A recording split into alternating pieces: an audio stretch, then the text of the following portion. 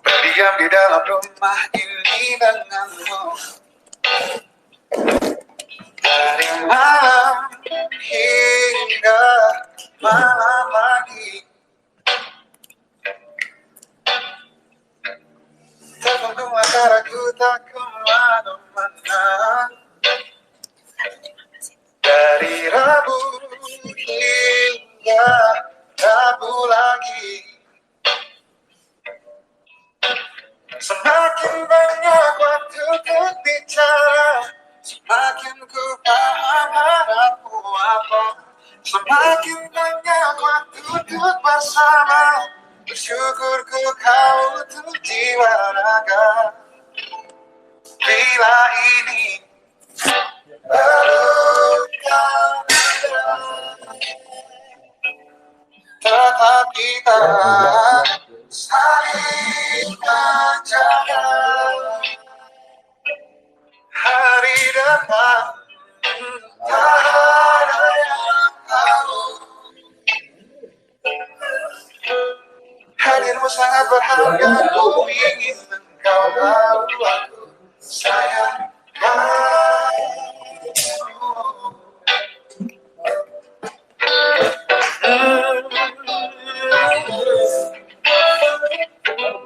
Kita di bawah atap lindungan yang sama,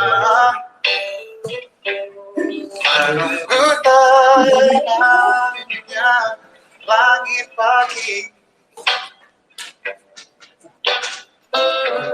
Sadari tak kerut wajahmu yang baru, terasa dia mengawalmu. Semakin banyak waktu bersamamu, semakin mahir ku menata rindu. Semakin banyak waktu di dekatmu, semakin ku paham apa doamu. Bila ini bukan ada, tetap kita saling menjaga hari depan. Tak ada yang tahu. Hadirmu sangat berharga, ku ingin engkau tahu aku sayang kamu.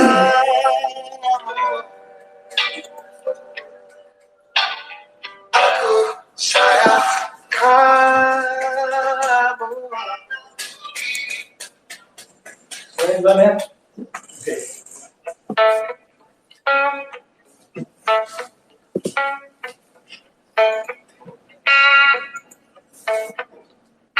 Mencari tahu tentangmu, tanggal dan tahun lahirmu. Ku pelajari rasi bintang penebak pribadimu, toko kartun favoritmu, dan warna kegemaranmu. Ku telusuri di titik mana kita akan bertemu. Bius aku dengan tatapanmu, tataplah menyiksaku, tapi sungguh candu, sungguh candu. Dikaliku labirin, takkan menangkan niatku. Betapa ku yakin kita berdua bisa menyatu. Jebakanku dalam labirinmu, labirinmu.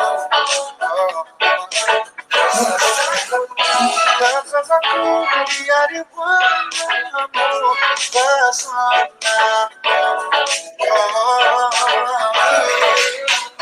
Jebakanku dalam labirinmu, labirinmu. Rasaku dia di warnamu, pesona.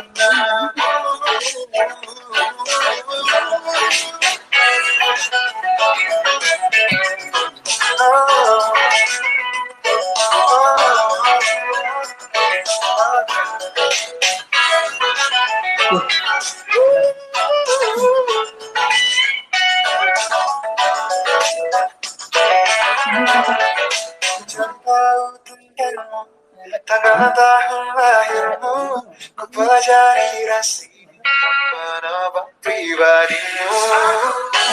Bisa ku mendengar kata-katamu,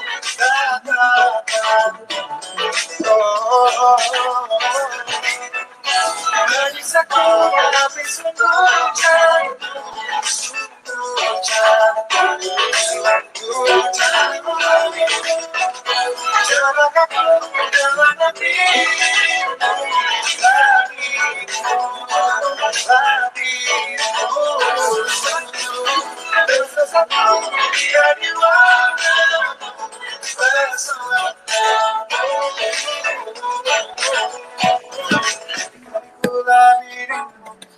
kalau kami aku, betapa ku yakin kita berdua sayang.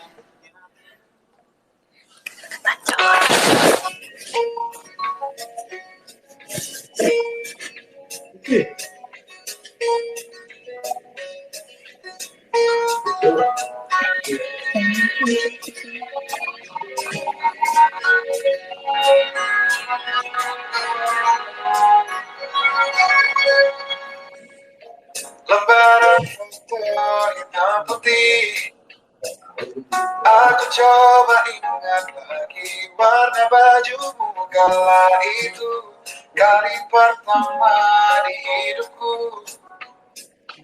manusia lagi memelukku. Lembaran foto hitam putih, aku coba ingat lagi pagi sore itu, bencongkan bangun menawati pesta hari ulang di manapun kalian berada, ku ingat terima kasih untuk perbedaan hidupku dan kenangan indah. Kau melukis aku,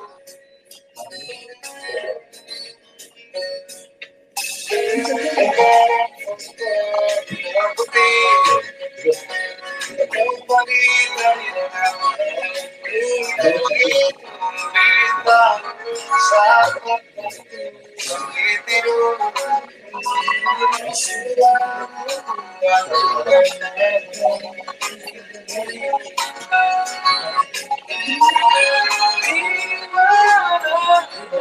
kalian berada, ku ingin berterima kasih untuk kenangan indah. Kau melukis aku, kita menatap beberapa kita di balik waktu. Jika aku pergi dari rumah, jangan lupa padaku. Ini lagu untukmu. Terima kasih.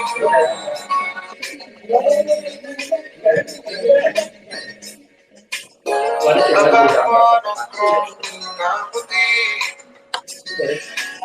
coba ingat warna demi warna di hidupku.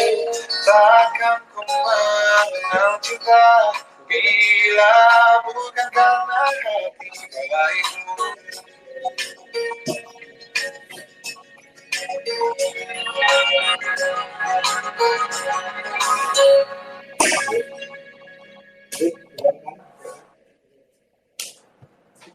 Ini di sini nggak ada ya?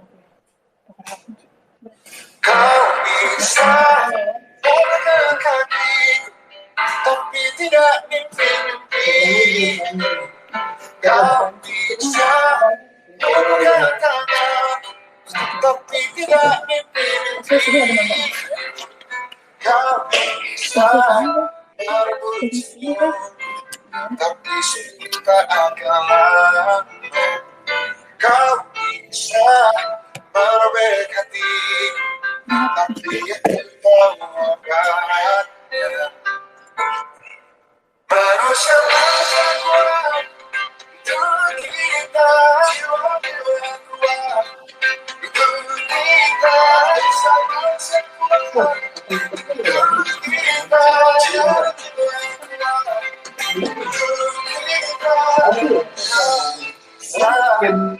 akan putih, kau tak tenggelam kenapa?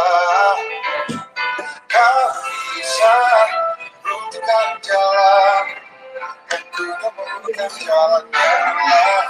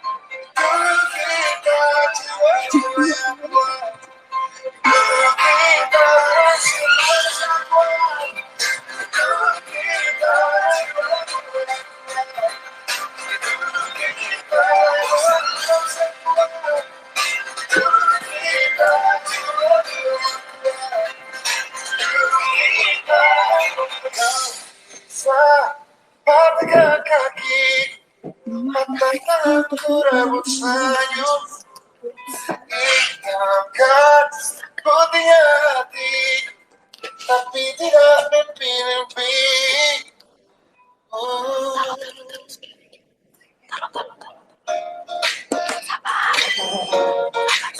Itu nggak bayar.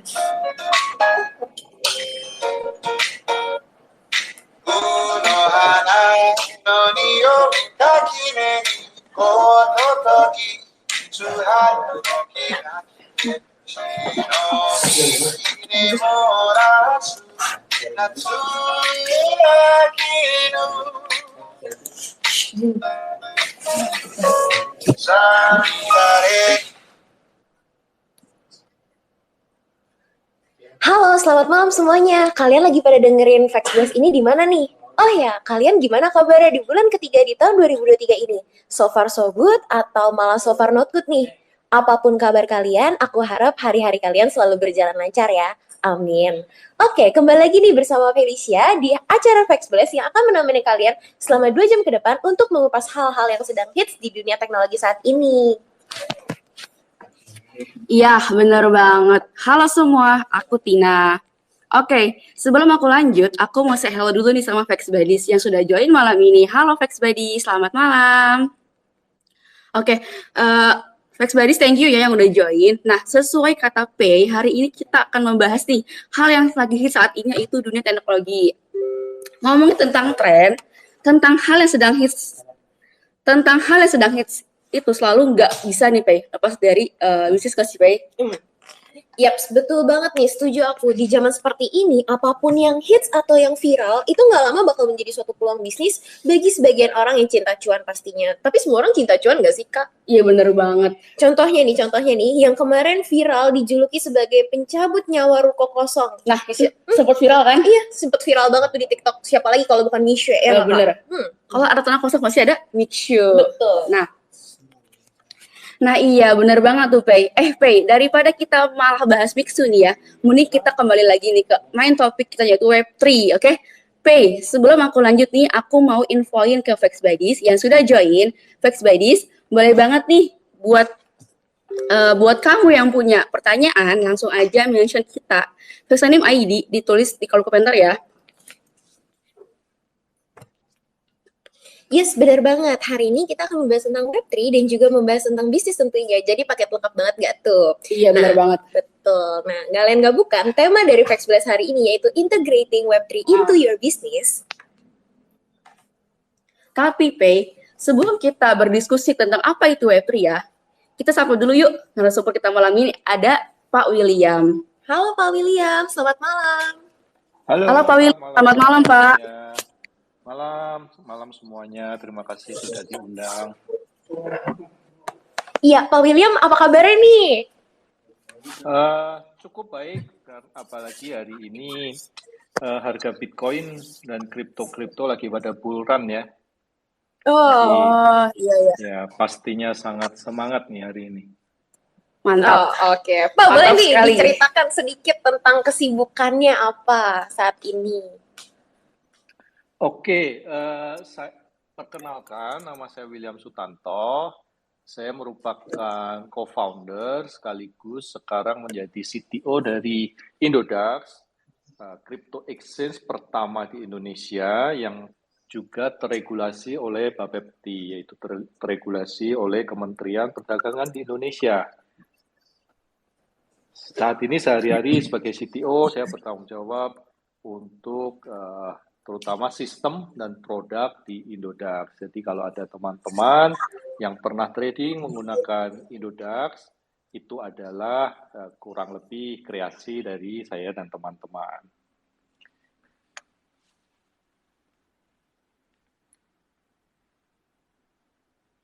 Oke, baik. Nanti kita ngobrol lebih lanjut lagi ya, Pak William. Oke, makasih Pak William. Oke, selanjutnya ada siapa nih, Kak Tina? Ada Kak Yosano Ishak. Halo semua. Halo, Kak Yos. Halo. Thank you Felis dan juga. Selamat malam Kak Yosa. Selamat malam. Thank you banget nih udah diundang lagi. Nih perkenalan langsung perkenalan atau gimana nih? Boleh banget. Boleh. Orangnya inisiatif ya. Karena kan di sini tuh masih banyak ini nih yang belum tahu nih tentang Kak Yosano ya. Iya kan tak kenal maka sayang nih. Iya, sebelumnya thank you banget nih. Mungkin Twitter Space saya diundang Vex ini berarti yang ketiga ya, sebelumnya ngomongin NFT, terus yang kedua ngomongin Metaverse, terus sekarang nih diundang lagi ngomongin Web3. Dan ini untungnya tiga-tiganya berkaitan semua gitu ya, jadi ilmu saya ada lah dikit-dikit di sini. Nah, perkenalkan saya Yosano Ishak, saya adalah co-founder dari Rivernity. Untuk mungkin teman-teman yang belum tahu, Rivernity kita itu adalah NFT Project Empowerment Technology. Jadi kita sebenarnya emang fokusnya tuh ke project-project NFT, kita ada bikin NFT marketplace sendiri, dan juga kita juga ada white label service, itu white label service untuk nge-launch NFT marketplace without any coding, kayak gitu. Nah sekarang kita juga emang fokusnya di situ, habis itu kita juga ada satu lagi, emang lagi pengen jalanin nge-lead satu project NFT juga, jadi emang basically emang kita dari dulu emang udah fokusnya di NFT sih, walaupun mungkin sekarang banyak ya orang yang stigmanya udah mikir kalau NFT apa tuh scam, abis itu kayak apa nih udah nggak kedengaran lagi gitu. Nah ini mungkin pandangan yang rada harus kita coba gali lagi gitu ya, NFT itu apa sih kayak gitu. Mungkin nanti berhubung kita bahas Web3 nanti mungkin bakal saya mention dikit-dikit mengenai NFT itu kira-kira potensi kedepannya tuh apa aja sih, bukan cuman art aja ya gitu, melainkan sebenarnya ada banyak lagi kayak gitu. Nah, thank you banget. Mungkin saya juga ini juga kali ya, say hello nih untuk speaker-speaker lainnya. Halo Pak William, salam kenal, dan juga Pak Arif gitu. Udah kenal sih kalau sama Mas Arif ya. Jadi mungkin halo teman-teman. It's an honor untuk bisa ngomong nih bersama teman-teman sekalian. Semoga kita bisa sharing-sharing di sini dan juga saling belajar satu sama lain ya untuk ngomongin mengenai Web3 di sini. Gitu. Thank you. Udah itu aja kira-kira. Oke, thank you banget nih Kak Yosano atas perkenalannya. Ada siapa lagi Pak hari ini Pak? Narasumber tetap kita, tak lain tak bukan. Halo Mas Ari. Halo Mas Ari, selamat malam. Halo Pei, halo Gustina. Selamat malam. Ketemu lagi ya malam ini ya. Ini gimana Pei? Perkenalan lagi nggak ini malam ini? Iya, boleh dong Mas Ari. Oke, siap.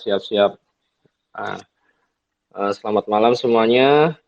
Saya ucapkan selamat datang semuanya, terutama dari speaker Pak William, Mas Yosano, Pak Dani, dan teman-teman yang mungkin belum bisa saya ucapkan namanya satu persatu. Malam ini luar biasa ya. Di acara Twitter Space kita dari awal sampai dengan hari ini banyak yang kita ulas, dan saya biasanya sebetulnya bantu untuk lebih menggali lebih dalam lagi buat teman-teman, terutama yang baru join, bagaimana sih untuk memahami segala sesuatu tentang teknologi-teknologi baru yang lagi hype. Nah, kebetulan setiap Twitter Space itu masih ada related dengan teknologi blockchain ya. Dimana yang kita tahu kalau ngomongin teknologi blockchain di Indonesia juga biasanya tidak lepas juga dengan Vexanium as protokol blockchain pertama di Indonesia yang sudah terdaftar PSE dan KBLI.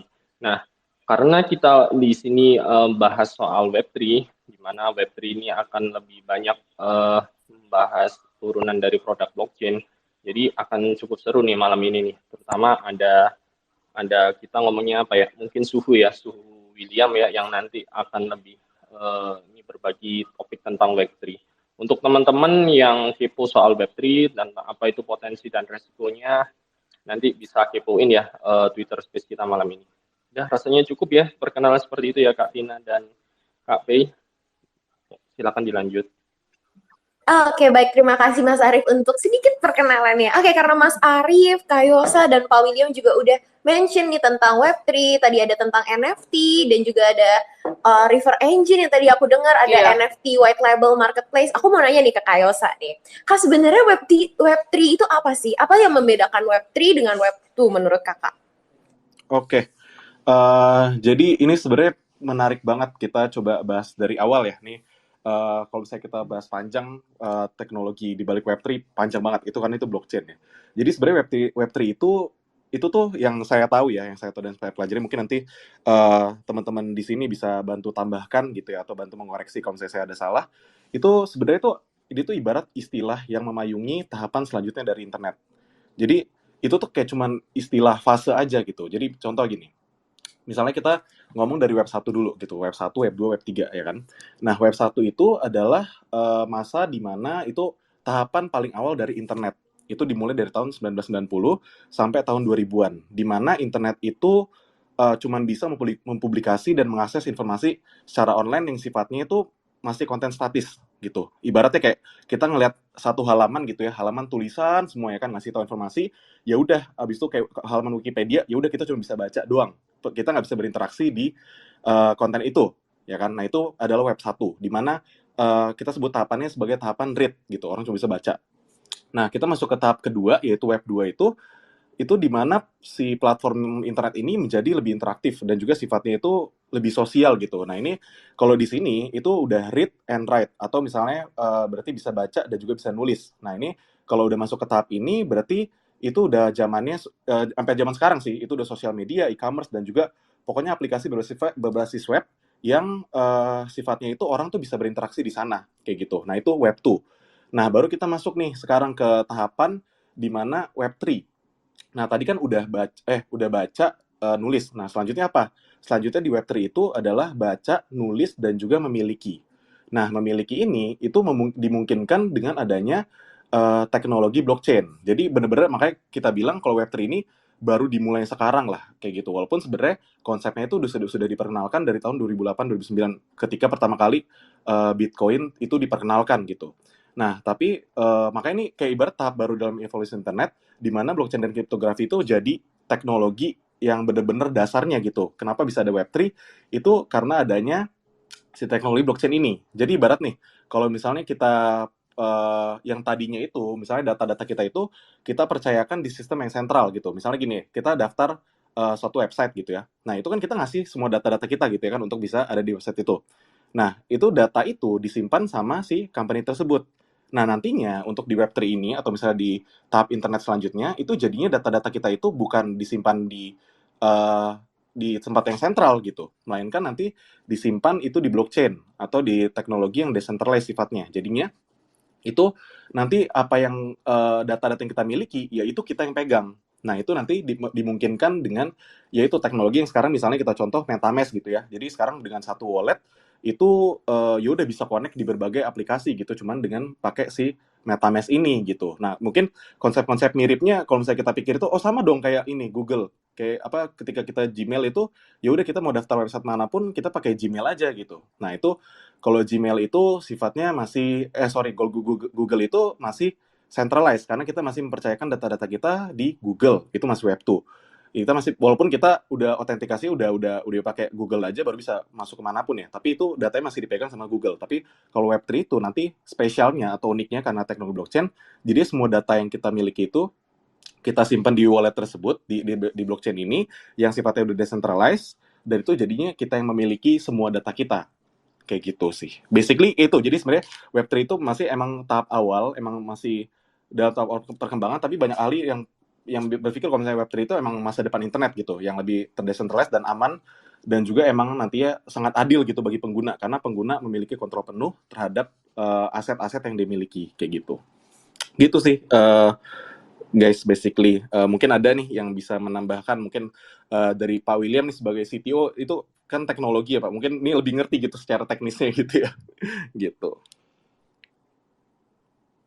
Halo? Thank Ya, you. Ya, Mas Yusano, salam kenal, Mas Arif. Saya sih betulnya kalau diomongin sebagai expert Web3 juga saya nggak confidence ya kalau diomong seperti itu. Karena betulnya kalau kita ngomongin expertise saya, ini kan saya sebagai co-founder dan CTO dari sebuah crypto exchange Indodax. Jika ditanya apakah Indodax atau crypto exchange Web2 atau Web3, sebenarnya kita nggak bisa bilang bahwa exchange itu sebuah aplikasi Web3. Kenapa? Karena pada prakteknya ketika kita develop sebuah crypto exchange, justru bisa dibilang 90% lebih itu adalah elemen-elemen dari Web2. Jadi elemen-elemen seperti web server, seperti database, seperti HTML, CSS, MySQL, dan segala macam. Marketing yang digunakan juga tidak ubahnya seperti Web2 biasa gitu. Jadi kalau ditanya Web2 atau Web3 sebuah exchange, sebenarnya masih Web2. Cuma saya mencoba menggali lebih dalam apa itu Web3 dan coba jelasin ke teman-teman karena saya diberi kesempatan malam ini. Jadi menurut saya kalau ingin lebih tahu tentang Web3, kita harus ngerti dulu sejarahnya. Bahwa apa sih web itu? Apa sih pertama itu kan ada web 1 nggak ada lah karena dulu ketika web 1 ya cuma adanya web doang kala itu. Kemudian berkembang menjadi web 2, kemudian saat ini adalah web 3 gitu. Setelah kita punya sebuah teknologi bernama blockchain. Web sendiri atau zaman dulu namanya WWW itu bisa dibilang adalah sebuah teknologi website yang sangat sederhana di mana kita melihat website itu hanya sebuah halaman statis. Jadi di sana tidak banyak hal yang bisa dilakukan untuk berinteraksi antara visitor dari website tersebut dengan konten-konten atau dengan halaman website itu tersendiri. Jadi sifatnya adalah satu arah di mana para pembuat website itu membuat konten untuk dibaca atau dinikmati atau ditonton oleh visitor. Hanya satu arah. Kemudian berkembang lagi sebagai Web 2, di mana mulai ada bahasa pemrograman yang dinamis, seperti PHP, ada C++, dan lain sebagainya. Dengan bahasa pemrograman yang dinamis serta sistem database ini, kemudian Web 2 ini diluncurkan di mana muncul website-website misalnya sosial media seperti zaman sekarang. Misalnya blog, di mana orang-orang bisa mengirimkan komentar, bisa membuat konten. Kemudian website seperti YouTube, di mana orang bisa menciptakan video, kemudian upload di sana, kemudian dinikmati banyak orang, bisa di-like, bisa di-share, orang bisa komen. Itu adalah Web 2, di mana sebuah website ini tidak hanya satu arah seperti tadi Web 1, tapi dua arah, yaitu member sebagai pembuat konten sekaligus sebagai penikmat konten, sebagai konsumen dari konten. Nah, melangkah lebih jauh, ada yang namanya Web3 yang saat ini kita diskusikan. Apa itu Web3? Web3 adalah sebuah web, perkembangan dari web, di mana kita, para pengguna itu, upgrade dari Web2 yang tadinya hanya sebagai konsumen dan kreator. Di sini konten yang dipublish oleh para pengguna teknologi Web3 juga menjadi pemilik dari konten-konten tersebut. Jadi ini adalah perubahan yang cukup drastis. Kalau di Web2 kita upload konten, katakan di YouTube atau di TikTok misalnya, konten tersebut akan menjadi kontrol, akan menjadi bisa dibilang miliknya YouTube atau TikTok. Terserah mereka apakah mereka ingin menghapus, apakah mereka ingin monetize, menghasilkan uang dengan konten Anda. Itu terserah dengan organisasi yang mengkontrol konten tersebut di mana kita mengupload. Dengan Web3 itu 100% menjadi kepemilikan kita, bukan dilindungi oleh pemerintah, bukan dilindungi oleh sistem hukum, tapi dengan blockchain itu sendiri. Jadi ini memang perubahan yang luar biasa drastis karena ada kemunculan blockchain itu sendiri. Mungkin itu dulu dari saya, mungkin dari Mas Arief juga jika ada yang ditambahkan. Wah, saya rasa udah cukup jelas dan komplit ya dari Mas Yosa dan Pak William, udah sangat clear nih pembahasan soal apa itu Web3 mulai dari sejarahnya sampai dengan hari ini. Jadi udah terbayangkan nih saya nih. Jadi mungkin discuss untuk next question-nya aja nih. Dari saya rasanya udah cukup. Nanti mungkin kalau ada yang belum jelas pasti akan kita tanyakan bareng, discuss malam ini. Ya, mungkin lanjut ke pertanyaan berikutnya ya Kak P dan Kak Tina.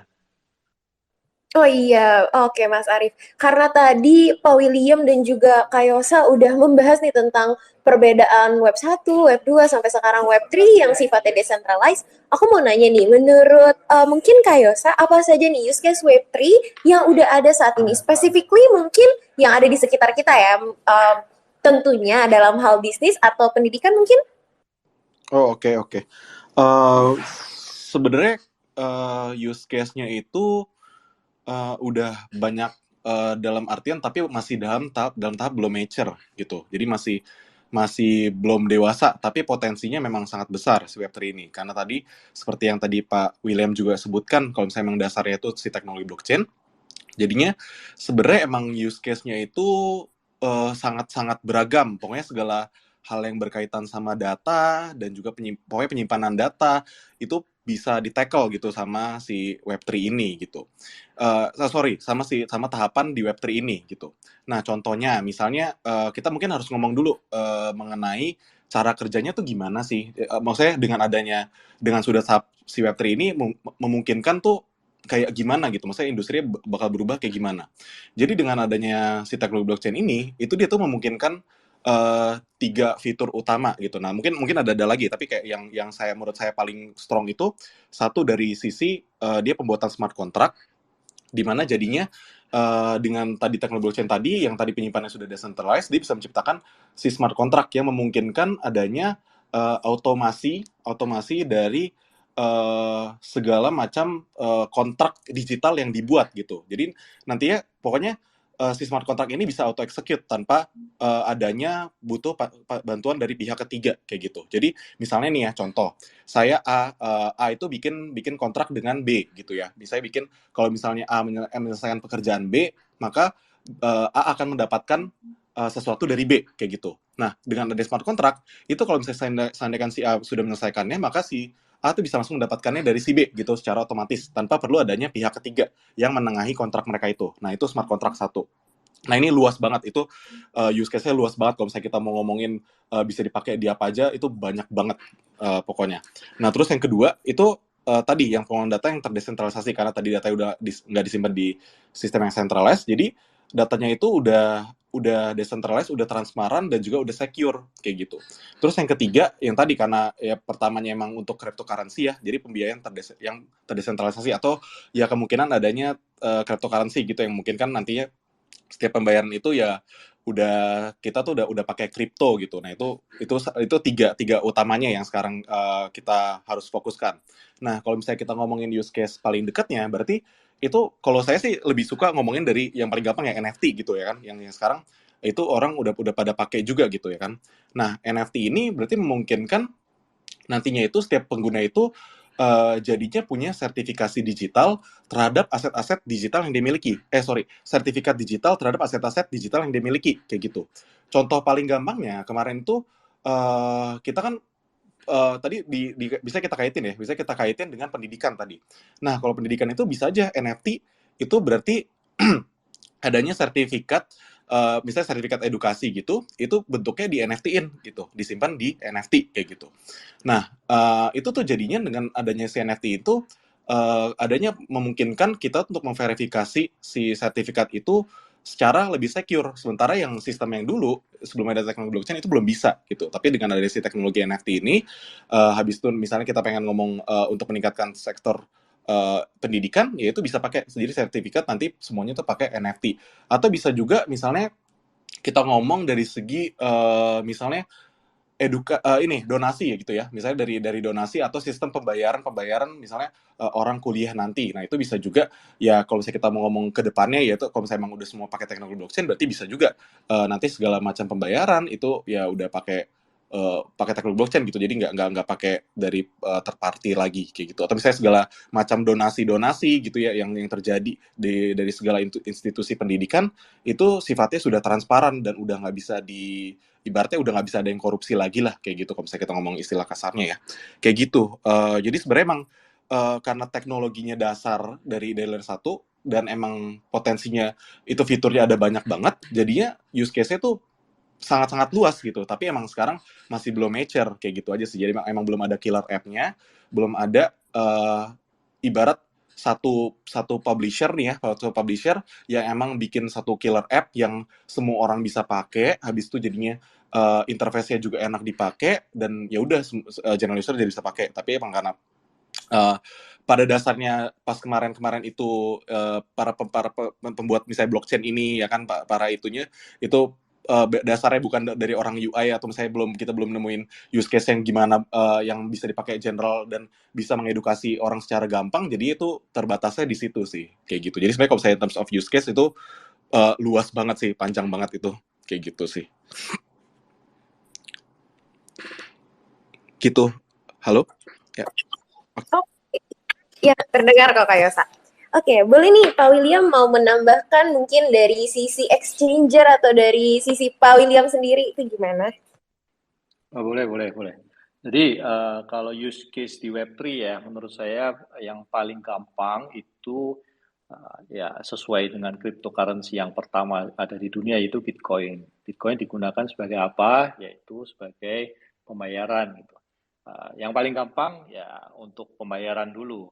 Karena misalkan untuk pembayaran lintas negara yang bisa dilakukan secara instan, atau setelah berkembang Ethereum ada smart contract, kemudian muncul namanya DEX, Decentralized Exchange, itu bisa pembayaran bisa dilakukan dengan lebih canggih lagi, yaitu katakan kita kirim ya stablecoin, keluarnya bisa token yang lain gitu. Atau sebaliknya, orang memilih membayar dengan Ethereum, tapi orang yang dibayar dia bisa langsung swap, dan yang dia terima katakan sebagai stablecoin USDT atau stablecoin yang lain. Jadi yang mungkin yang paling sederhana itu untuk pembayaran. Selain itu tentu banyak sekali use case yang saat ini baik sudah lumayan banyak diterapkan maupun ya masih sebatas eksperimen. Misalkan ada identity, kemudian ada sosial media, kemudian banyak sekali DeFi, decentralized finance, kemudian DAO, kemudian banyak juga eksperimen seputar supply chain. Itu sih kurang lebih yang saya ketahui. Menarik. Sorry, tapi sama Kak Tina, boleh nih mau nanya lebih dalam nih ke Pak William ya. Boleh banget Mas Arif. Soal use case Web3 tadi. Pak William mau nanya sedikit nih soal tadi Web3 di industri finance ya. Jadi bisa dikatakan dengan adanya teknologi Web3 ini sebetulnya itu menyelesaikan masalah yang terjadi di perbankan ya. Let's say katakanlah kalau orang yang udah biasa kirim-kirim uang di bank, kalau beda negara katakanlah itu kan lebih banyak tuh barrier-nya. Tapi jika dengan adanya teknologi Web3 ini, kalau kita ngomong konteksnya ini cryptocurrency, itu bisa menjadi solusi bagi orang-orang yang ingin mengirim uang antar negara lintas benua dengan waktu yang cepat dan biaya yang lebih efisien dan lebih borderless. Kurang lebih begitu Pak William ya. Jadi dengan adanya teknologi ini. Setuju sekali. Menarik. Oke. Ya.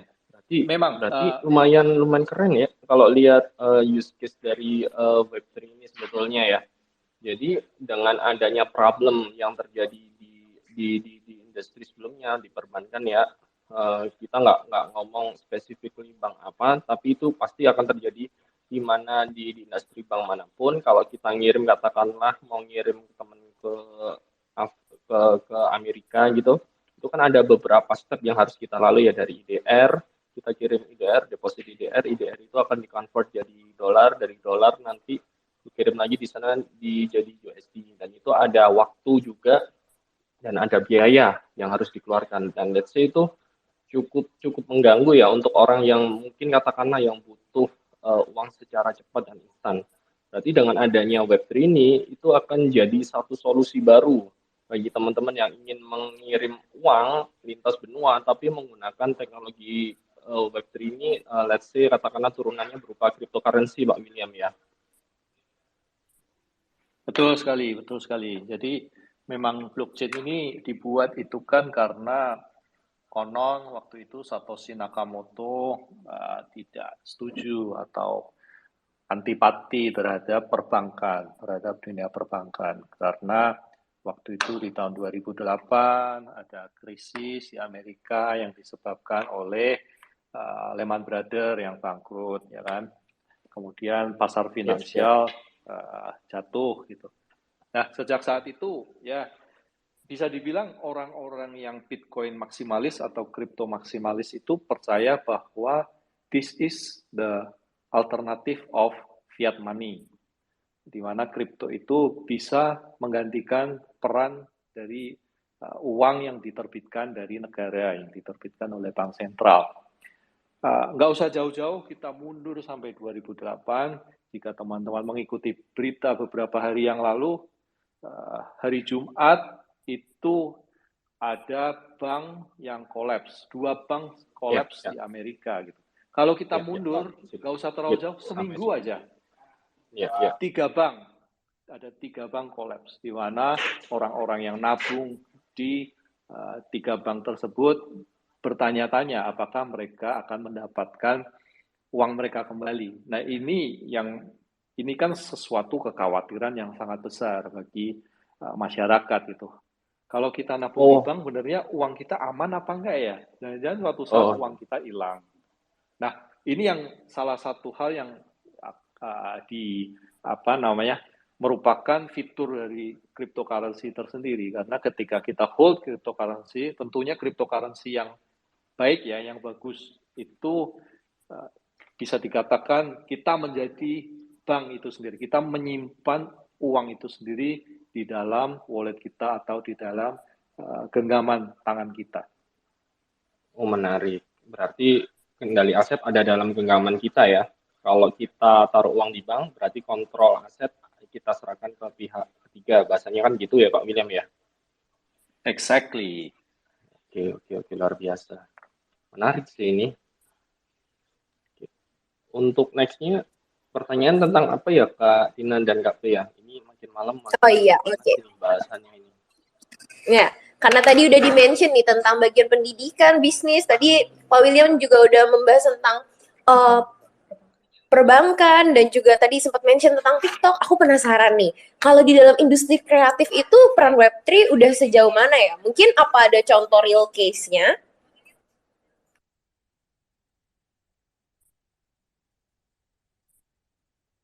Boleh nih untuk Pak William mungkin mau menanggapi?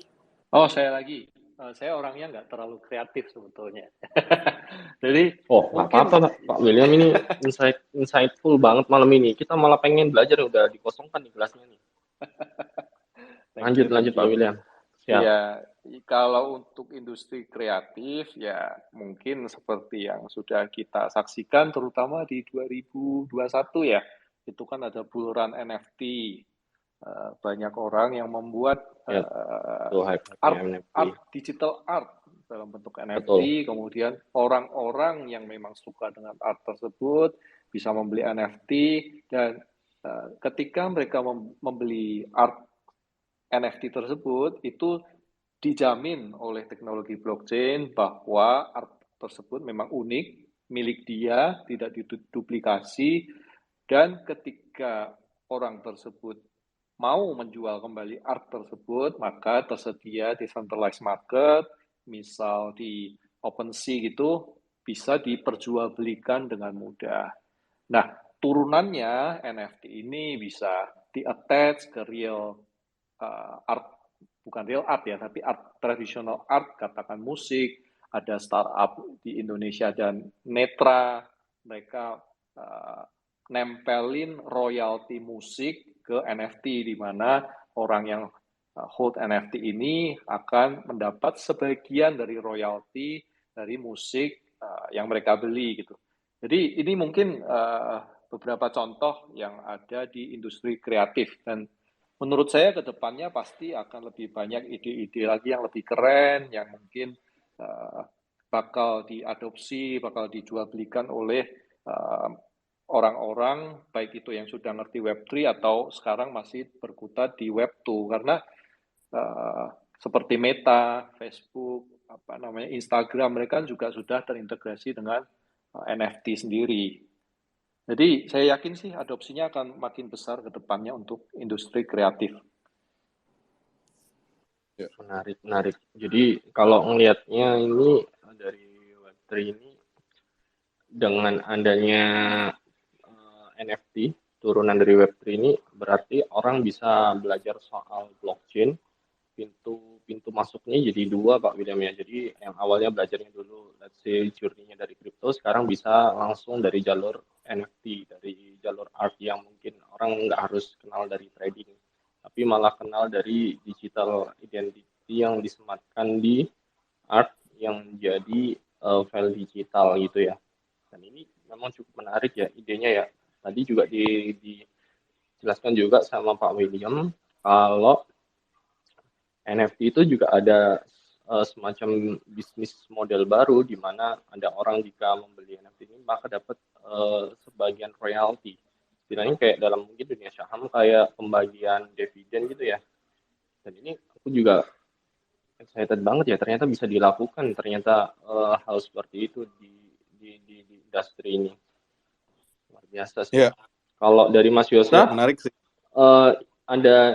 Ada ini nggak insightful nggak kalau untuk terkait hal ini? Yes, jadi kalau misalnya emang tadi udah disebut mengenai NFT ya, kalau saya emang dia kan si NFT ini kemarin kita itu emang fokusnya pas di 2021 itu pecahnya gara-gara seni digital gitu ya. Seni digital, orang punya seni digital baru dijual dengan harga yang bombastis gitu ya kan. Nah sekarang tapi sebenarnya itu bukan cuma seni digital tadi yang kayak saya sebut sebelumnya. Kalau misalnya padahal sebenarnya ada yang lainnya, ada musik juga, habis itu pokoknya segala jenis art, pokoknya segala jenis bentuk art yang bahkan nanti video, film pun ya itu nanti bisa di NFT-in gitu nanti. Dan juga yang pentingnya itu bukan cuma di NFT-in, terus and then yang pentingnya itu adalah hak ciptanya gitu.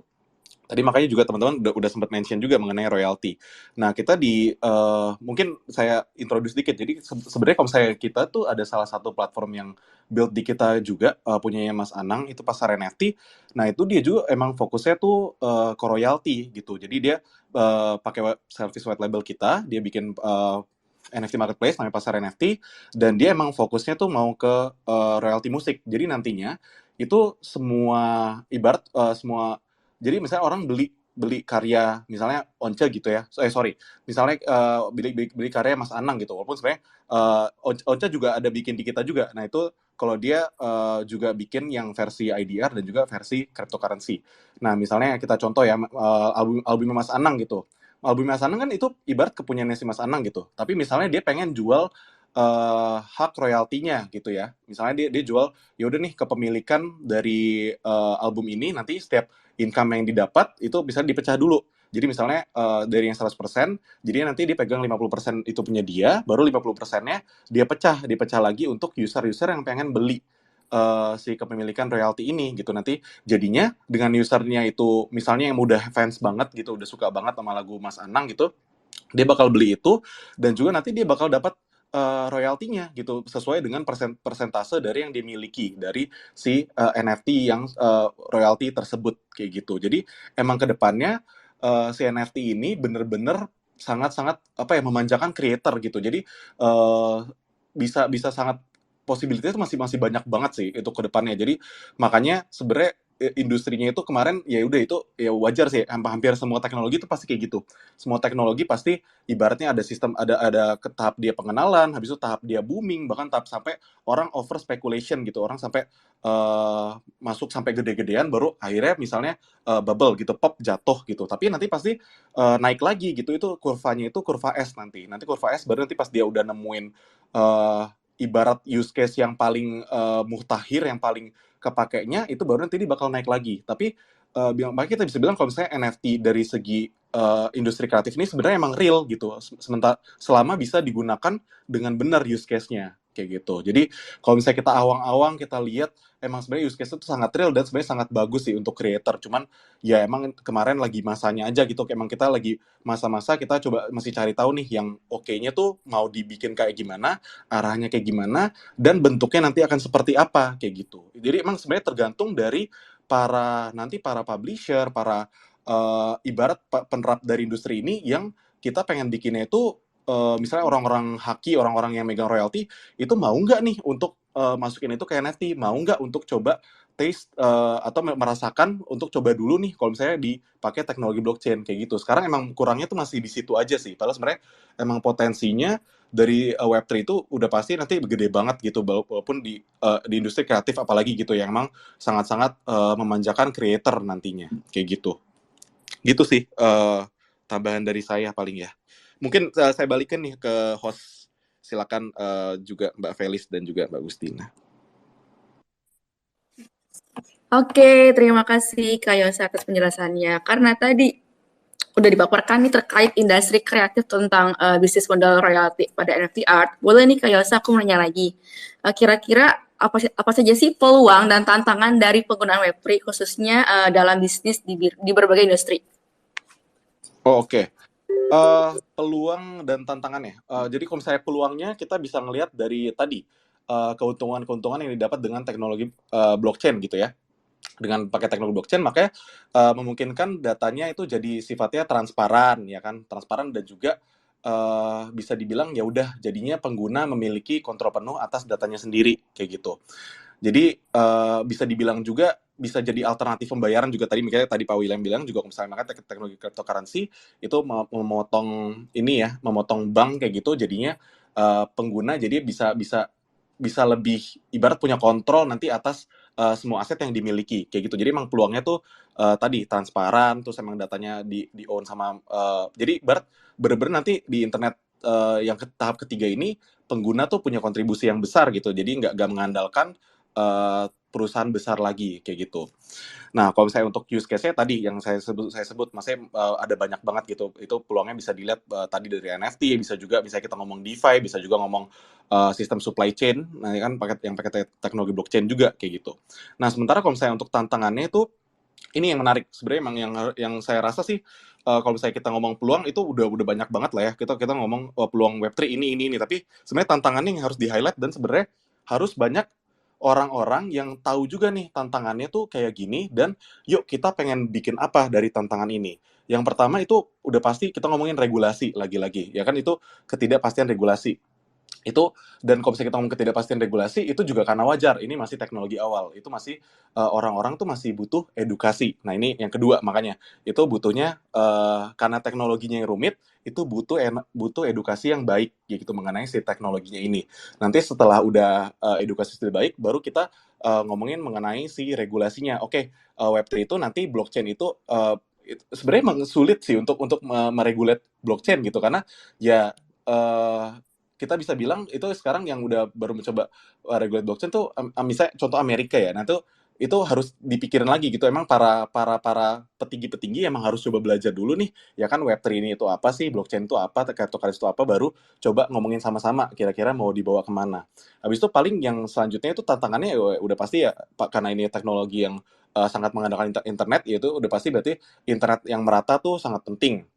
Habis itu kita misalnya ngomong lagi juga dari segi misalnya kita ngomong oke, teknologi sudah ada dan sekarang pun udah banyak project-project yang ibarat berjalan gitu ya, udah banyak project berjalan, tapi kok penggunanya masih dikit gitu, karena tadi satu edukasi, dan yang selanjutnya itu dari segi pemasaran dan juga karena interface yang tadi sempat saya sebut, interface masih nggak user friendly gitu ya, jadinya masih banyak pengguna tuh yang masih bingung gitu. Oke, ini gimana sih juga cara untuk masuk nih ke dunia blockchain ini, cara masuk MetaMask nih, cara punya wallet gimana sih. Nah itu yang karena masih baru banget, itu jadinya untuk masarinnya pun masih itu sebuah challenge juga gitu, itu masih ribet. Nah itu yang ibarat karena ini masih tahap awal, itu masih kesulitannya di beberapa poin tadi sih kalau menurut saya kayak gitu.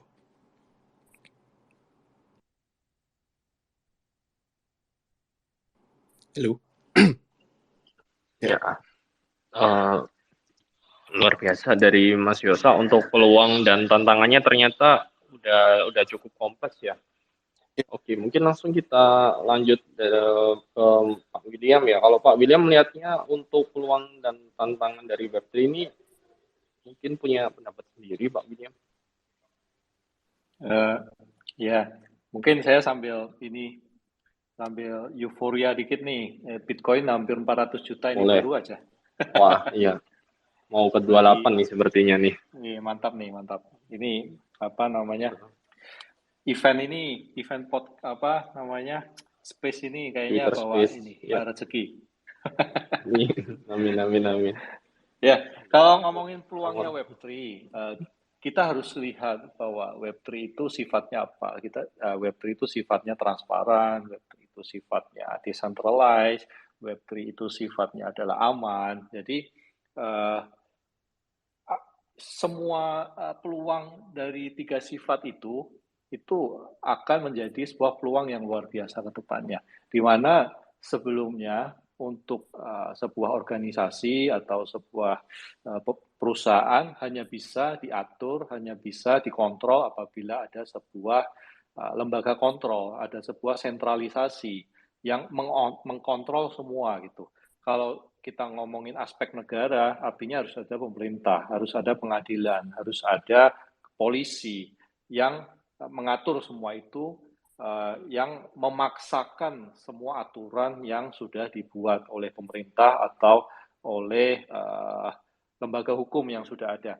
Nah, di dunia Web3 ini beda, karena sudah ada blockchain, maka semua hukum-hukum itu bisa di-define di awal, kemudian dituangkan ke dalam sebuah kode berupa smart contract. Gitu.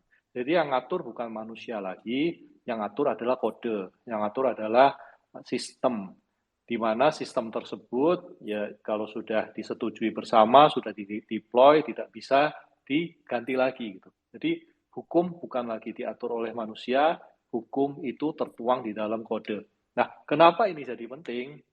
Karena dari sejarah awal ada manusia sampai sekarang, manusia itu cenderung sifatnya adalah tidak adil gitu. Tidak ada manusia yang 100% adil gitu kan. Manusia pasti ada celahnya, namanya aja manusia gitu. Karena kesempurnaan hanya milik Tuhan gitu kan, konon. Jadi ketika kita memberikan kontrol yang menyangkut orang banyak kepada suatu lembaga tertentu atau kepada organisasi tertentu, orang tertentu, ya pasti ujung-ujungnya ada penyelewengan, ada penyalahgunaan.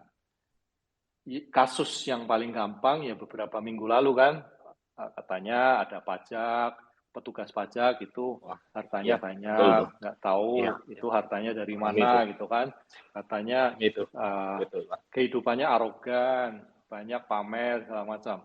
Nah, itu kenapa bisa terjadi? Ya karena kita literally nggak tahu kita nggak bisa lihat sebagai pembayar pajak, apa sih yang terjadi di dalam Kementerian Keuangan misalkan, atau di dalam sistem perpajakan di Indonesia, atau ketika saya setor pajak 1 juta rupiah itu ditransfer kemana saja, kemudian untuk pembayaran apa, segala macam, itu susah sekali untuk kita bisa memonitor hal tersebut.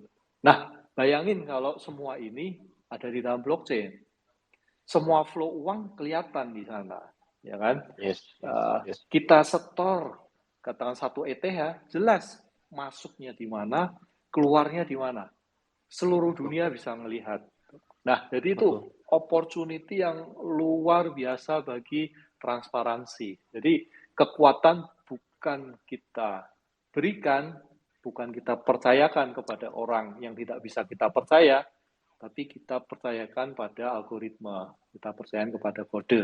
Nah, dari situ ya peluangnya luar biasa banyak. Baik itu organisasi kecil, misalkan sebuah yayasan, kita bisa buat yang namanya DAO, Decentralized Autonomous Organization, di mana semua governance, semua kelola uang itu diatur secara voting, secara bersama, secara demokratis, yang tidak bisa satu orang tiba-tiba cheating. Nah, saya maunya transfer ini, itu nggak bisa gitu.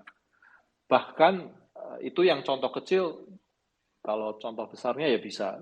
Bahkan dalam lingkup negara, perpajakan, hukum, semua bisa tercakup. Nah, itu opportunity-nya begitu besar. Tantangannya, ya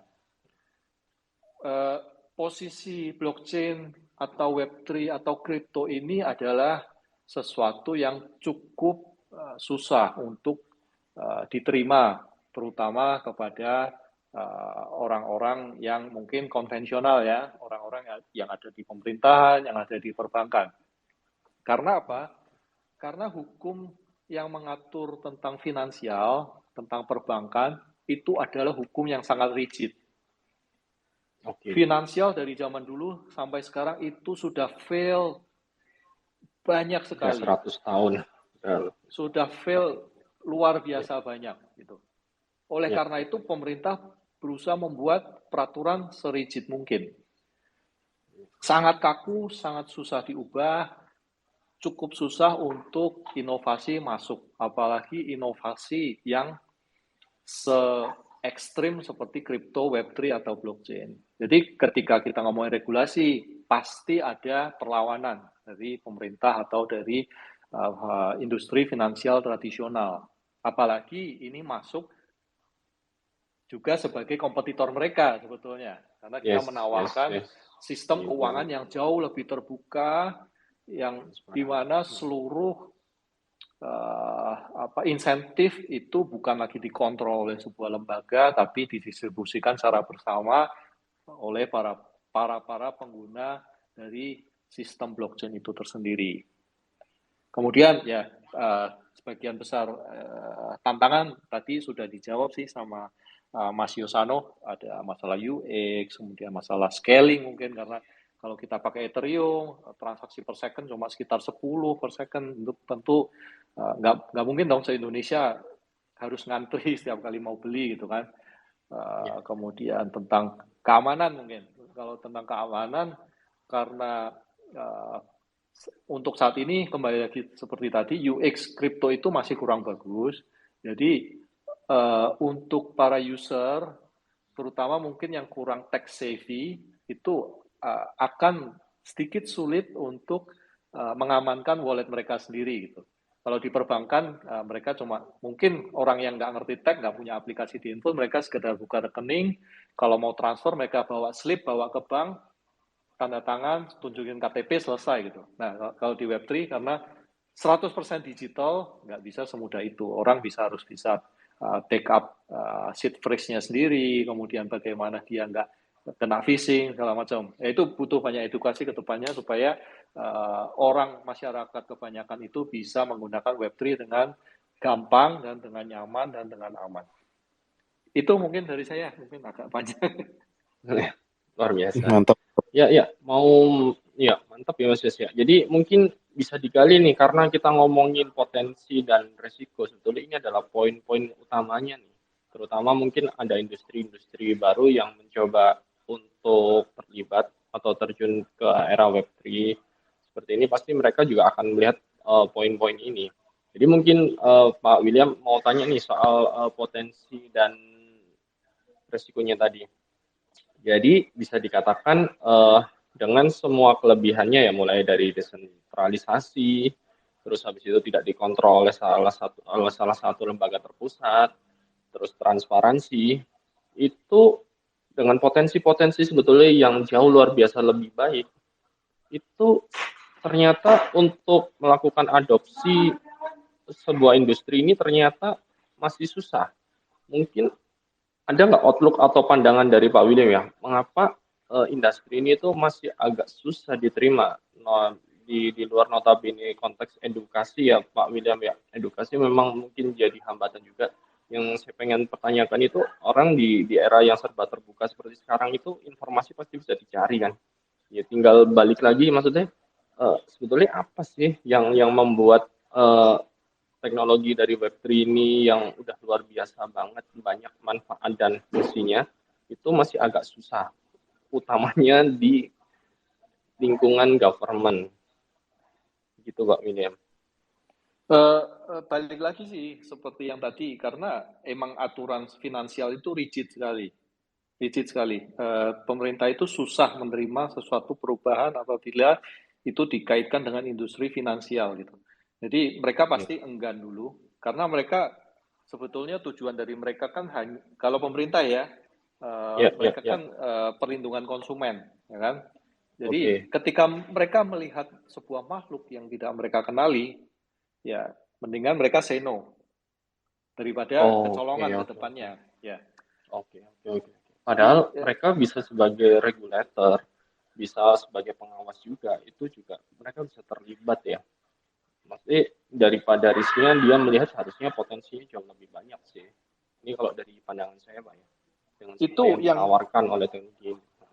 Betul, itu yang saya harapkan juga dengan pemerintah. Apalagi sekarang berdekatan dengan perubahan regulator dari Bapepti ke OJK, mungkin di sini akan terbuka ruang untuk negosiasi, untuk brainstorming kepada OJK dan Bank Indonesia bahwa yuk kita atur, tapi jangan terlalu rigid. Kita buka inovasi di industri Web3 ini, terutama di Indonesia gitu. Karena apa? Karena kita cukup tertinggal dengan luar negeri. Bahkan di negara tetangga kayak di Vietnam atau Filipina kita cukup ketinggalan gitu.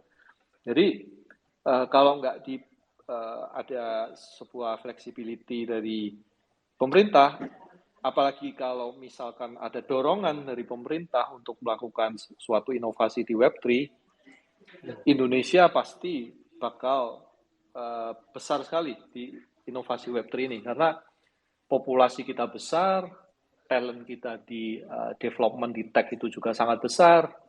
Jadi ya kalau ada support, kita pasti meledak. Siap. Aku sepakat sih sama Pak William ya, karena kalau kita melihat ya, bahkan negara-negara lain ini kita ambil percontohan ya, contohnya kayak El Salvador ya. El Salvador itu bahkan menggunakan kayak Bitcoin sebagai legal tender mata uang di negaranya, which is itu udah jauh banget pasti untuk mereka melakukan riset, untuk mereka melakukan kajian seperti itu. Nggak usah jauh-jauh, di Malaysia juga sudah akan menerapkan hal itu. Ngomong baru di Indonesia kalau ngomongin industri atau di era Web3 ini masih berkutat di masalah regulator dan masalah boleh tidak soal atau trading atau enggak. Jadi sepakat sih sama yang dikatakan Pak William ya, kita masih sangat tertinggal jauh, butuh sekali inovasi support dari semuanya, khususnya dari pemerintah ya, mungkin dari sisi regulator, yang mana ya kalau saya melihatnya juga, kalau ini bisa dimanfaatkan oleh orang Indonesia, ini juga akan harusnya menambah kontribusi untuk negara, khususnya karena ini di ranah industri finansial, harusnya bisa memperkuat finansial suatu negara. Itu kalau dari pandangan saya sih luar biasa. Terima kasih Pak William. Dari Kak Tina sama Kak P mungkin bisa lanjut ke next pertanyaannya. Oke, terima kasih Pak William dan Mas Arief. Oh ya, Mas Arief, ada pertanyaan nih dari Vex Buddies untuk Vexanium nih khususnya. Di sini ada Boleh. Di sini ada Pak Rahman Nova S. Apakah sudah ada yang mengimplementasikan Web3 ini di bisnisnya yang bekerja sama dengan blockchain Vexanium? Oke. Tadi pertanyaannya apa? Agak putus-putus, Kak. Bisa diulang? Oke. Aku ulangin ya. Apakah Ya. sudah ada yang mengimplementasikan Web3 ini di bisnisnya yang bekerja sama dengan blockchain Vexanium? Oke. Ya. Aku jelaskan ya. Jadi kalau untuk industri Web3 ini sebetulnya sudah banyak ya yang mengimplement mostly, tapi kebanyakan masih ada, kalau kita kerucutkan lagi, masih kebanyakan di ranah kripto atau ke ranah orang-orang yang percaya dengan industri ini. Jadi early adopter yang baru bisa. Jadi ini membuatnya belum bisa tumbuh begitu scalable. Sebetulnya sudah ada beberapa industri-industri baru juga yang bekerja sama dengan Vexanium. Untuk masalah Web3 ini, tapi mungkin saya kurang etis kalau menyebutnya di sini. Ada beberapa juga industri-industri baru yang melakukan riset. Jadi kalau kita ngomong di era sekarang ini, banyak yang masih melakukan suatu kajian dan potensi bagaimana meningkatkan mutu layanan atau scalable bisnisnya dari dukungan teknologi blockchain ini. Begitu, Kak Tina.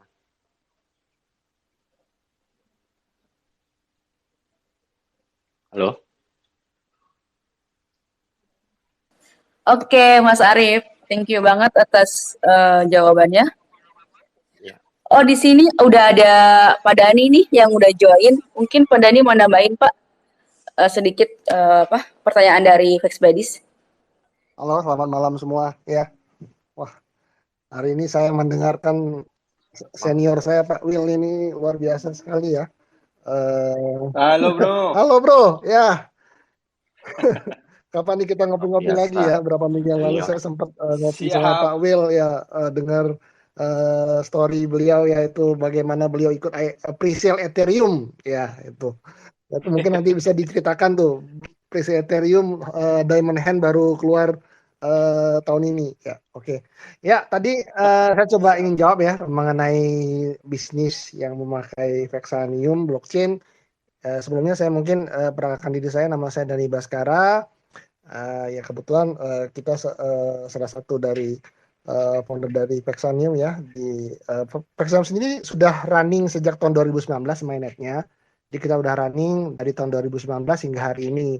Jadi selama running ya mungkin di tahun 2019 masih sedikit ya yang pakai ya, kita selalu coba untuk mengajak para developer untuk membangun dApp ya di blockchain kita. Sampai hari ini memang sudah ada 80 project ya, yang lebih 80 project yang dibangun di atas blockchain Vexanium. Dan mostly memang seperti tadi yang disampaikan oleh Mas Arief, itu kebanyakan masih di ranah kripto ya sebelumnya ya. Jadi di tahun 2021 mungkin pada waktu itu lagi tren DeFi, jadi banyak sekali proyek-proyek DeFi di tahun 2021 itu cukup eksponensial pada waktu itu. Lalu di tahun 2022 mulai muncul NFT. Jadi kita sendiri di sini di blockchain Vexanium itu ada beberapa marketplace NFT. Jadi bukan cuma satu ya, kayak pertama tuh ada Rivernity, lalu ada Collectible juga, di sini ada CEO-nya Pak Rim. Jadi Collectible itu marketplace NFT yang resmi bekerja sama dengan IBL. Ya, IBL itu Basketball Association Indonesia ya. Jadi kalau Anda suka main basket, itu semua NFT basketball Indonesia itu dijual resmi melalui Collectible ya. Dan Anda bisa beli di nilai rupiah. Collectible juga tuh bekerja sama dengan Wardah ya, Wardah Kosmetik. Itu mendapat untuk loyalty-nya dengan NFT, dan itu juga pakai blockchain Vexanium. Nah, selain itu juga di akhir tahun 2022 tuh musisi-musisi mulai menggunakan blockchain Vexanium as NFT marketplace kita ya, NFT marketplace mereka, karena memang kelebihan dari blockchain Vexanium kan karena speednya scalable ya, stabil. Kita sejak sudah lebih dari 3 tahun itu nggak pernah ada downtime, nggak pernah ada apa, dan terbukti scalable, dan transaksinya juga sangat murah ya, mungkin gratis karena kita menggunakan resource model. Jadi banyak sekali uh, mereka yang menggunakan NFT marketplace berbasis Vexanium. Nah sekarang juga ada beberapa setelah berjalan 3 tahun yang mostly notabene banyak kripto, ya kita sekarang tahun ini udah mulai mengarah ke beberapa yang non kripto ya. Jadi mereka menggunakan blockchain Vexanium as transactional data ya. Contohnya kayak loyalty point. Nah ini ada beberapa retail besar ini sedang membuat loyalty point juga dari aplikasi berbasis Vexanium. Jadi ada beberapa juga. Jadi memang kita sekarang lebih fokus kepada adoption. Ya setelah 3 tahun kita ada di market dan kita battle test ya, setelah 3,5 tahun belum pernah down ya sampai hari ini, dan memang stabil jaringannya. Kita sekarang lebih fokus di adopsi. Adopsi pertama tahun ini kita lebih fokus ke use case non kripto yang mencoba mereka bisa mengadopsi Web3 ataupun blockchain ya. Kita sebutnya Web 2.5 ya, karena nggak bisa juga adopsinya langsung loncat ke Web3. Nah itu kita fokus di situ. Yang kedua juga kita lagi fokus untuk upgrade ya ke versi kedua dari smart contract Vex.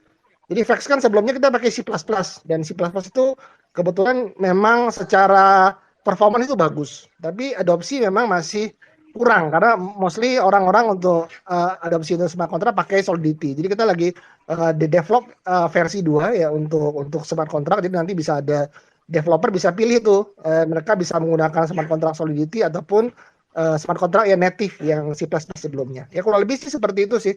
Kalau saya jelasin mengenai bisnis yang pakai Vexanium sih cukup panjang ya. Tapi yang kurang lebih itu yang sedang berjalan ya di Vex saat ini. Oke. Ya mungkin ada yang mau ditambahin, Pak Arif atau gimana? Iya, mantap Pak ya. Ternyata Vexanium sekarang lagi develop untuk EVM compatible Pak ya. Ini berarti programmer yang jago Solidity nanti bisa ikutan terlibat juga nih Pak di Vexanium. Iya, jadi kita develop EVM compatible juga di on top of Vexanium blockchain. Jadi nggak ada 2 blockchain, blockchainnya cuma satu. Tapi satu blockchain ya, itu kita tidak menciptakan new smart chain gitu enggak. Jadi satu blockchain, validatornya juga sama ya, tapi nanti bisa ada dua model ya, model EVM dan model native. Nah kalau native kan ya pakai C++. Nah jadi kita bedakan dua. Kalau misalkan yang native ini memang lebih cocok ke bisnis yang offline ya, maksudnya offline itu yang real, yang ke dunia nyata ya. Yang mereka mungkin menggunakan fiat money, jadi mereka mungkin ada sisi centralized di situ, ada sisi Web 2. Dan yang Web 3 yang benar-benar di EVM itu target marketnya mungkin ke yang benar-benar crypto native ya. Harapannya sih seperti itu, Mas. Ya. Siap, luar biasa. Oh ya, mungkin aku nambahin juga ya dari yang Pak Dani tadi jelaskan, untuk Vexanium juga sekarang kan kebanyakan ada banyak yang mau develop ke arah use case non crypto ya. Ada tambahan lagi mungkin ke arah traceability ya, ke arah supply chain. Soal nanti itu kapan di infonya nanti tunggu news ya teman-teman ya. Yang penting Vexanium ini terus mencoba collaborate ya dengan beberapa perusahaan atau industri-industri baru yang mencoba masuk ke arah blockchain dan Web3. Mungkin seperti itu Kak Tina ya untuk pertanyaan sesi ini ya. Yes, betul banget Mas Arif. Nah, selanjutnya ada lagi nih yang nanya. Nah, ini pertanyaannya mungkin untuk Pak William yang tadi sudah mulai membahas tentang pembayaran, dan juga Pak William kan dari Exchanger. Ini ada yang tanya dari Presiden IDR, dia bertanya apa efek buruknya jika pemerintah mengizinkan kripto untuk menjadi untuk alat bayar? Efek buruknya ya, kalau efek baiknya sih baik sekali sih, karena ya ini sesuatu yang memang dicita-citakan oleh semua Bitcoin maksimalis atau kripto maksimalis, yaitu namanya sistem pembayaran itu harusnya terbuka, ada demokratisasi, bahwa kita berhak memilih alat pembayaran apa yang kita gunakan untuk konsumsi kita sehari-hari. Jadi yang kita harapkan sih sebetulnya bahwa ya memang di open aja, kita boleh pakai apa saja. Tapi yang diharapkan pemerintah kan pasti bukan itu. Mereka sudah punya undang-undang bahwa semua pembayaran di Indonesia itu harus dengan mata uang rupiah. Kenapa? Karena itu adalah sebagai bentuk proteksi dari mata uang Indonesia yaitu rupiah. Apabila masyarakat yang ada di Indonesia itu menggunakan mata uang lain selain rupiah, imbasnya pasti nanti rupiah jadi tidak stabil karena demand dari rupiah ini jadi berkurang. Nanti orang cenderung memakai katakan US dollar atau kripto, nggak memakai rupiah lagi. Dan tentunya akan berdampak buruk nih kepada value dari mata uang Indonesia, rupiah itu tersendiri. Jadi kalau kita percaya dengan kripto, ya itu adalah hal yang baik jika pemerintah akhirnya menyetujui bahwa pembayaran boleh menggunakan kripto. Tapi efeknya apa? Ya ke rupiahnya. Nanti rupiahnya pasti akan menjadi tidak stabil. Jadi kemungkinan besar ya memang akan seperti ini terus sih menurut saya. Memang kalau kita di wilayah Indonesia ya kita menggunakannya tetap rupiah gitu. Nanti yang kripto bisa kita gunakan untuk hal yang lain, misalkan pembayaran luar negeri. Kalau pembayaran luar negeri itu masih diperbolehkan menggunakan mata uang selain rupiah. Atau misalkan menerima pembayaran dari luar negeri juga sama. Itu kita boleh dalam dolar, dalam kripto, nggak ada masalah. Dan mungkin untuk kita bertrading kripto, kita bermain di dalam katakan DeFi, atau dalam decentralized exchange, atau kita berpartisipasi di dunia Web3, itu juga kita bisa menggunakan mata uang berbasis kripto. Tapi menurut saya ya masih jauh lah. Mungkin suatu saat ketika semua mata uang fiat itu goyang, baru kita bisa maksudnya baru mungkin kripto diakui sebagai sebuah perangkat pembayaran yang sah gitu di Indonesia. Tapi ya untuk sekarang kita boleh bermimpi, tapi nggak tahu kapan. Menurut saya sih bakal kejadian, tapi nggak tahu apakah saya masih hidup untuk menyaksikan momen tersebut. Gitu. Siap. Luar biasa sih. Jadi kalau untuk industri industri finansial ini, berarti seharusnya masyarakat bisa memilih ya Pak William ya, mau itu pakai alat bayar apapun ya, let's say semuanya juga based on rupiah kalau kita mengikuti undang-undangan ya. Jadi cuma metodenya mau pakai apapun, entah itu GoPay, Visa dan lain sebagainya, sebetulnya kan kurang lebih kan ya cuma ini yang doang, cuma metodenya aja yang berbeda kan. Jadi kalau menggunakan kripto ya pada akhirnya ketika akan ditransaksikan di Indonesia juga akan cair juga jadi rupiah.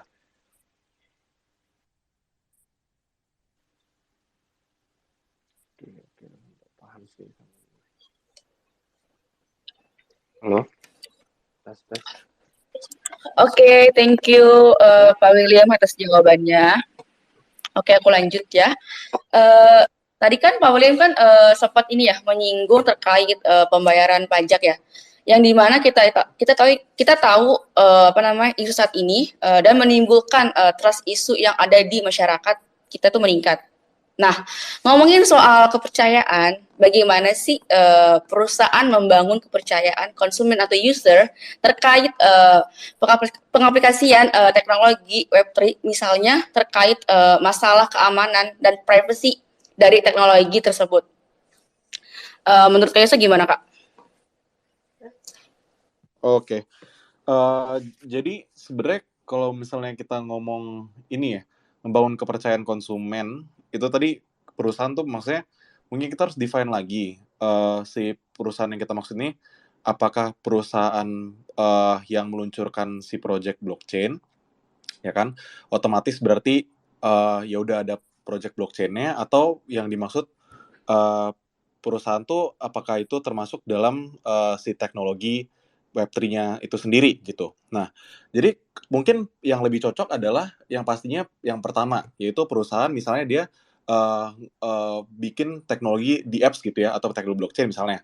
Dia bikin itu, baru gimana sih caranya biar pengguna tuh make kayak gitu, atau misalnya biar pengguna tuh percaya mengenai terkait si teknologi ini. Nah, kalau misalnya kita ngomong masalah keamanan dan privacy, itu tuh udah pasti sudah terjamin karena again kita tuh pakai teknologi blockchain, udah pasti tadi kayak mungkin Pak Dani juga bilang Vexanium juga, yang tadi kan Vexanium memang layer 1 ya, dia tuh teknologi blockchain yang udah jalan, udah battle tested, udah bertahun-tahun dan nggak pernah down gitu. Jadi emang dari segi keamanannya itu udah aman gitu. Nah, habis itu kalau misalnya dari segi privacy, again karena teknologi blockchain juga sudah aman. Itu sebenarnya yang lebih menarik untuk kita ituin tuh dari segi gimana sih kita cara untuk nge-convince nih biar si pengguna-pengguna itu tahu kalau misalnya si keamanan sama privasinya itu udah pasti aman. Nah, kalau misalnya itu kita ngomongnya berarti ke perusahaan-perusahaan misalnya yang udah punya, misalnya dia ngeluarin project blockchain nih. Nah, dia itu projectnya itu apakah sudah mengikuti regulasi yang ada apa belum? Itu yang harus dipikirin. Nah, jadi sekarang ini kalau misalnya kalau misalnya kita ngomongin teknologi dasarnya itu udah pasti aman. Maksudnya udah pasti bagus lah si blockchain ini. Tapi yang harus dipikirin tuh tadi kepatuhan si perusahaan yang ngeluncurinnya. Contoh, misalnya gini. Kalau Vexanium kan emang layer 1. Ethereum tuh layer 1, ya kan? Nah, itu kita bandingin nih. Misalnya kita bandingin ya. Kita ngomong fair-fairan karena kita orang Indonesia gitu ya. Dan kita ngomong regulasi yang ada di Indonesia. Jadi kalau misalnya misalnya ada suatu project gitu ya.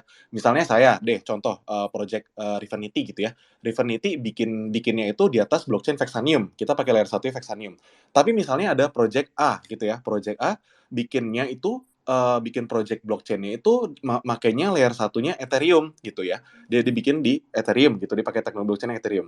Nah, hitungannya itu yang lebih patuh akan regulasi itu adalah saya, karena saya pakainya blockchain Vexanium yang sudah jelas itu sudah teregulasi, sudah ada KBLI dan PSE-nya sudah aman semua kayak gitu. Nah, sementara si A ini itu bisa dibilang tidak patuh mengenai regulasi di Indonesia karena udah pasti kalau misalnya dia bikinnya di atas Ethereum itu nggak bisa karena emang Ethereum nggak punya company di Indonesia gitu, dia nggak punya tim Indonesia dan yang setahu saya yang saya baca itu tidak berencana juga untuk buka company di Indonesia. Jadi in terms of regulation itu sudah melanggar, ya kan? Ini kita misalnya bandingin dari Vexanium dan juga Ethereum gitu ya.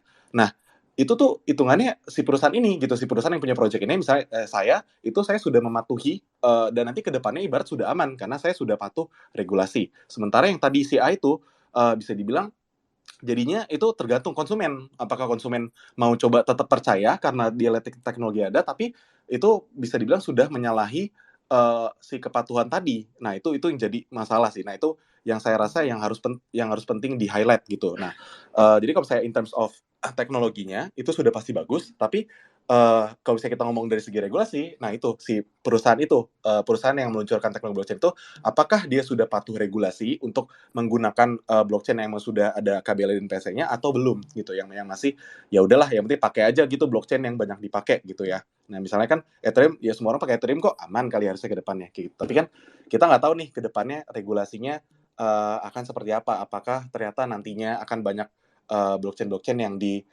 dari luar itu yang misalnya nggak punya company di sini itu apakah akan diblokir atau enggak kayak gitu. Kalau kita sih maksudnya mikirnya kayaknya dari safe aja gitu, pilih yang safe yang emang udah terregulasi aman gitu sih yang saya lihat. Jadi emang konsumen kalau misalnya emang mau percaya satu hal itu harus pintar-pintar juga ngeliat project ini apakah project ini patuh regulasi atau enggak gitu. Jadi kalau dari teknologi aman gitu sih yang saya lihat.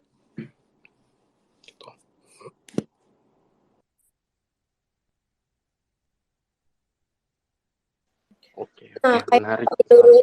oke. Ya, boleh Mas Arief menanggapi. Oke, terkait soal blockchain ini, saya rasakan sebetulnya untuk teknologinya sebetulnya itu sudah bagus ya. Jadi yang pengen saya sampaikan itu seperti ini. Ketika kita ngomongin soal Web 2, orang pasti akan melihat teknologi ini PSE atau penyedia sistem elektroniknya siapa. Let's say ketika di era Web 2 ya, jadi kita akan melihat kayak Google, Amazon, Facebook, dan lain sebagainya. Tapi let's say kita ngomong di era Web 3 di blockchain, maka kalau ada satu layanan perusahaan atau sebuah aplikasi yang ternyata udah terbukti menggunakan blockchain, maka penyelenggaranya itu tidak akan dilihat. Selama itu bisa dibuktikan blockchain, maka trust isunya itu juga akan dapat. Apalagi tadi bahas soal kepercayaan konsumen. Berarti itu minimal akan membahas setidaknya dua hal, yakni soal transparansi dan keamanan. Di mana memang blockchain atau Web3 ini menjadi kunci apabila teman-teman ingin menghadirkan layanan yang mendapatkan kepercayaan konsumen ya. Jadi dari sisi transparansi, dari situ si pengguna semuanya akan bisa melakukan konfirmasi apapun yang dia lakukan diterima. Dan yang kedua dari sisi security, di mana blockchain atau Web3 ini pasti semuanya akan dilakukan encrypted atau dilakukan teknologi kriptografi ya untuk mengamankan data yang ada dalam blockchain. Seperti itu Kak Teh sama Kak Tina. Oke, baik Mas Arief. Mungkin aku mau bertanya lagi nih, mungkin tambahannya nih. Apakah blockchain itu dapat meningkatkan transparansi dan akuntabilitas di dalam bisnis khususnya? Seperti yang kita tahu nih, bahwa blockchain itu memiliki banyak kelebihan kan ya. Salah satunya dalam segi transparansinya gitu. Jadi lebih ke arah bagaimana sih peran Web3 ini gitu, Mas? Oh ya, tambahan lagi ya. Tadi juga ada bahasan soal blockchain ya. Jadi mau public blockchain apapun seperti Ethereum, Bitcoin, dan public blockchain lainnya itu sebenarnya sama-sama aman aja ya sama, dan mungkin malah lebih baik dan lebih itu juga karena mereka sudah duluan develop dari yang ada di Vexanium. Jadi yang bisa kita katakan di sini adalah semua blockchain selama itu memang blockchain itu pasti good. Jadi kita bisa pakai apapun jenis blockchain yang bisa kita develop di atasnya. Jadi selama ada teknologi blockchain maka bisa menambah added value dari develop aplikasi tersebut. Gitu ya Kak ya.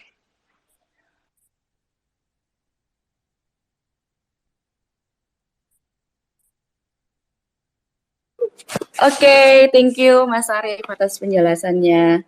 Oke, aku mau nanya ini sama Pak William. Kira-kira apakah saat ini sudah ada sektor industri yang sudah terregulasi dengan penggunaan Web3, Pak? Sorry, untuk gimana? Bisa ulangi pertanyaannya? Iya, Pak. Apakah saat ini sudah ada sektor industri yang sudah terregulasi dengan penggunaan Web3? Yang sudah terregulasi, kalau di Indonesia regulasi masih sebatas dengan exchange. Semua ekosistem exchange. Tapi untuk Web3-nya sendiri bisa dibilang belum disentuh sih oleh regulasi di Indonesia. Kalau di luar negeri itu setahu saya nggak ada yang ngatur tentang Web3 ya.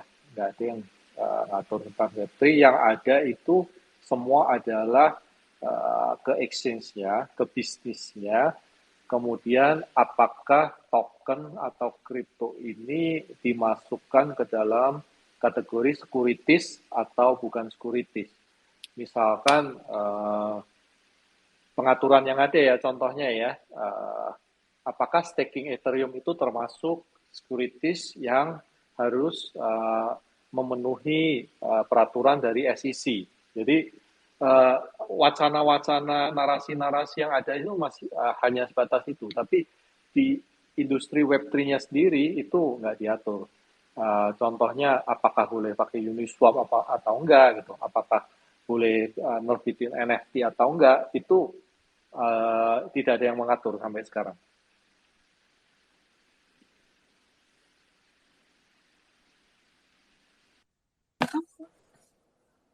Oke, baik. Mungkin yang lain ada yang mau menanggapi di Mas Arief atau Kak Yosa? Ya, aku mungkin akan menanggapi sedikit ya. Jadi kalau memang soal regulasi, sebetulnya kalau kita meregulasi sebuah teknologi itu sebetulnya juga aneh juga ya. Karena ngomongin teknologi itu semuanya itu apa ya? Itu ada cikal bakal di sana. Mungkin kalau lebih masuk akal yang diregulate itu adalah produk atau turunannya itu lebih masuk akal sih. Tapi kalau untuk teknologi, let's say kalau kita ngomong akarnya, kita ngomong konteksnya blockchain, ya aku rasa harusnya sih itu memang unregulated ya. Tapi mungkin kalau di Indonesia cuma mungkin didaftarkan saja sih. Harusnya sih sudah lebih dari cukup karena bisa dikatakan blockchain itu sebetulnya itu ya sebuah teknologi ya, bukan atas nama perusahaan. Dan kalaupun memang ada badan atau organisasi di dalamnya itu bentuknya foundation ya, yang artinya non profit. Mungkin tambahnya begitu aja ya Kak P dan Kak Tina ya.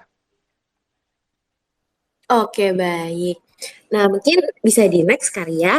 Kak Yosa, aku mau bertanya nih dari point of view kakak. Pada Desember 2021 lalu, Elon Musk itu berpendapat nih bahwa sebaiknya teknologi Web3 ini tuh nggak ada melalui cuitan di Twitternya. Yang aku kutip nih kayak gini bunyinya. Saya tidak menyatakan Web3 itu nyata. Sepertinya lebih seperti kata kunci pemasaran daripada kenyataan sekarang. Jadi menurut dia Web3 itu mostly kayak marketing jatuhnya. Jadi bukan satu payung atau apa, tapi lebih ke arah pemasaran suatu produk gitu. Terus besokannya lagi, dia itu nge-tweet, apakah ada yang melihat Web3? Saya tidak dapat menemukannya. Dan dia masih berpegang teguh sampai sekarang bahwa Web3 ini tuh hanya sebatas marketing dari beberapa pihak atau oknum yang ingin mendapatkan keuntungan. Nah, bagaimana nih menurut pendapat dari Kayosa? Oh, oke. Kalau dari yang saya lihat sih sebenarnya ada bisa dibilang benar, tapi bisa dibilang juga nggak benar karena gini.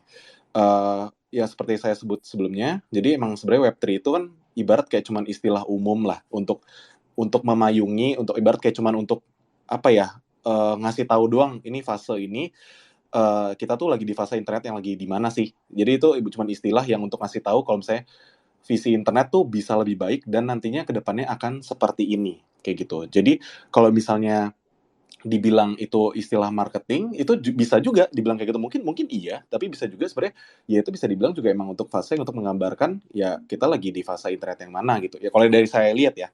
Karena kita ngelihat kalau misalnya seandainya kan itu tuh ibarat Web3 itu visi internet di mana kita bisa ngeliat kalau misalnya suatu teknologi yang dibangun di atas protokol terbuka yang sangat-sangat menghargai transparansi dan inovasi. Dan itu ibarat nanti pengguna itu benar-benar punya kontrol penuh gitu.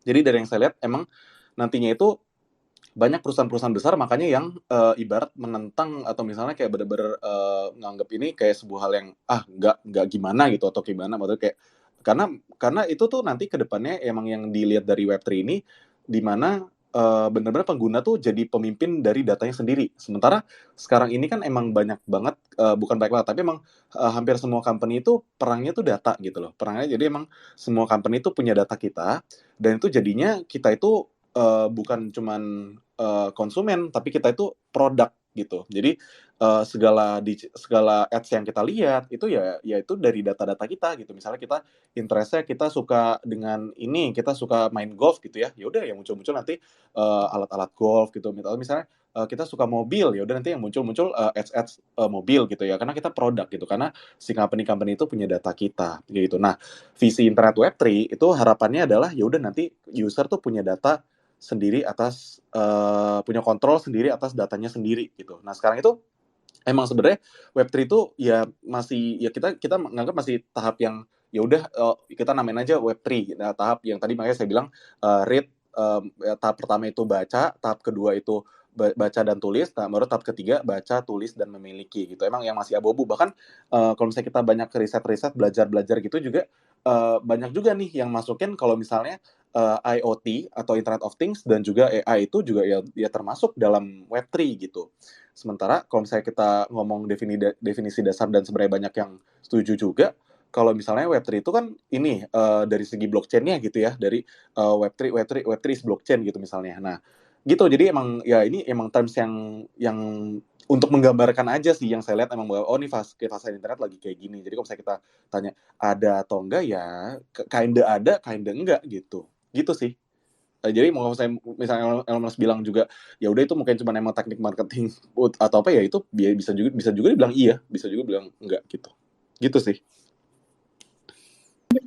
Oke, baik. Makasih Kak Yosa buat jawabannya. Mungkin Pak William mau nih menanggapi terkait tweetan dari Elon Musk tentang Web3 ini. Saya setuju ya dengan jawaban Mas Yusano bahwa istilah Web3 itu ya memang kerasa seperti buzzword aja sih. Karena ketika dulu ya, kalau kita lihat waktu pertama kali ada sosial media kayak Friendster, kemudian waktu itu ada apa lagi sih, saya lupa, MySpace gitu kan. Itu ya kita kita orang yang main internet nggak pernah tuh nyebut yang namanya oh ini Web2, ini keren, ini Web2. Ya kita taunya ada sosial media, kita bisa cari temen di sana, kita bisa ngobrol-ngobrol, kemudian muncul Facebook, terus kemudian kita belanja di Tokopedia, bla bla bla segala macam. Tapi kita nggak pernah terlalu ngurusin ini apa sih, ini ada web 1, ada web 2 segala macam. Ya mungkin web 3 menurut saya bukan berarti web 3 ini tidak akan punya peluang yang sangat besar ke depannya, tapi ya kalau ini sebagai sebuah buzzword yang overuse, ya itu menurut saya memang betul sih, karena ya sebenarnya yang perlu kita fokuskan bukan apakah ini Web3 atau gimana, tapi yang lebih penting itu kita try to build something with blockchain itu. Jadi ya boleh aja kita tagging bahwa ini Web3 segala macam untuk jualan lah, karena bagaimanapun kalau kita mau menciptakan suatu produk itu kan pasti kita butuh funding, kita butuh marketing, kita butuh banyak users yang menarik ke dalam project ini untuk berkolaborasi ataupun untuk menggunakan service dari aplikasi tersebut, atau bahkan mereka mau membayar menjadi konsumen di dalam aplikasi tersebut. Nah, ya ini salah satu teknik marketing lah yang bisa dipakai. Kita keren loh, kita Web3, kemudian kalian bisa ini adalah blockchain, keren banget, blockchain itu aman, security-nya bla bla bla bla. Ya, it's one of the way to inilah to do the sales, untuk menarik orang-orang agar berminat pada produk ini. Tapi ya nggak ada salahnya juga. Ya saya setuju sih dengan Elon Musk.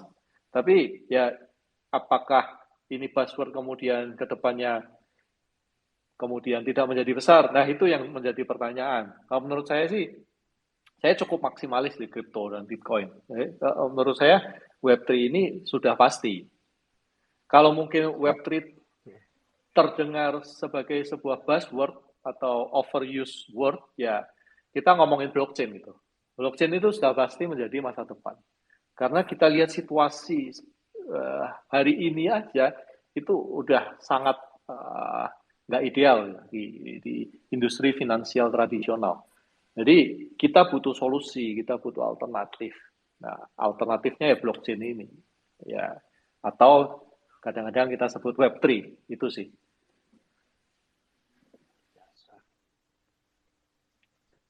Oke, baik. Mas Arief, Pak William untuk penjelasannya tentang pendapatnya tadi. Oke, Mas Arief, ada yang bertanya nih di kolom komentar kita. Iya, apa betul. Tuh? Dari username @junior2, dia tanya nih, dikarenakan semua digital, apakah blockchain ini sudah aman dari hacker? Di berita itu kan sangat banyak berita hacker yang berhasil mencuri Bitcoin dan koin-koinnya dan belum tertangkap. Nah, gimana nih Mas Arief? Wah, ini sebetulnya pertanyaan untuk Suhu William. Tapi apa-apa lah, saya akan jawab sedikit. Nanti mungkin dari Pak William bisa mengkoreksi atau menambahkan ya jika saya ada keliru ya Mbak. Jadi kenapa? Karena semua serba digital dan di blockchain ini apakah sudah aman dari hacker?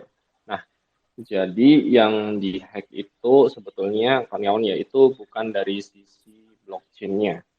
Tapi yang saya tahu, yang saya baca juga, itu mereka, para hacker itu memanfaatkan celah ada di ranah device atau komputer tempat teman-teman menyimpan aset tersebut. Let's say katakanlah itu ada di PC atau ada di smartphone, yang diambil itu data dari sana. Jadi, let's say mereka nggak melakukan hack terhadap blockchain-nya, tapi memanfaatkan vulnerable atau celah-celah yang ada di komputer ataupun perangkat yang bisa disadap, entah itu berupa beberapa semacam teknik kayak keylogger atau mungkin lebih jauh kayak semacam SQL injection. Jadi mereka berhasil mendapatkan semacam private key atau mungkin ada semacam bug di smart contract yang akhirnya ada celah untuk mengambil aset tersebut. Jadi perlu saya highlight lagi, yang dihack bukan dari sisi blockchain-nya, tapi dari sisi device atau vulnerable yang ada pada platform atau device para pemilik dari aset kripto tersebut. Seperti itu ya, Kak P ya. Mungkin dari Pak William nih, mungkin bisa menjelaskan lebih teknis nih. Yang sebetulnya yang kehack itu yang apanya sih Pak? Saya juga pengen dengar yang lebih deep lagi nih. Kalau ada masalah hacking gini, apalagi Pak William ini kan CTO dari Indodax ya. Jadi pasti sering banget mengalami kendala mungkin masalah keamanan seperti ini.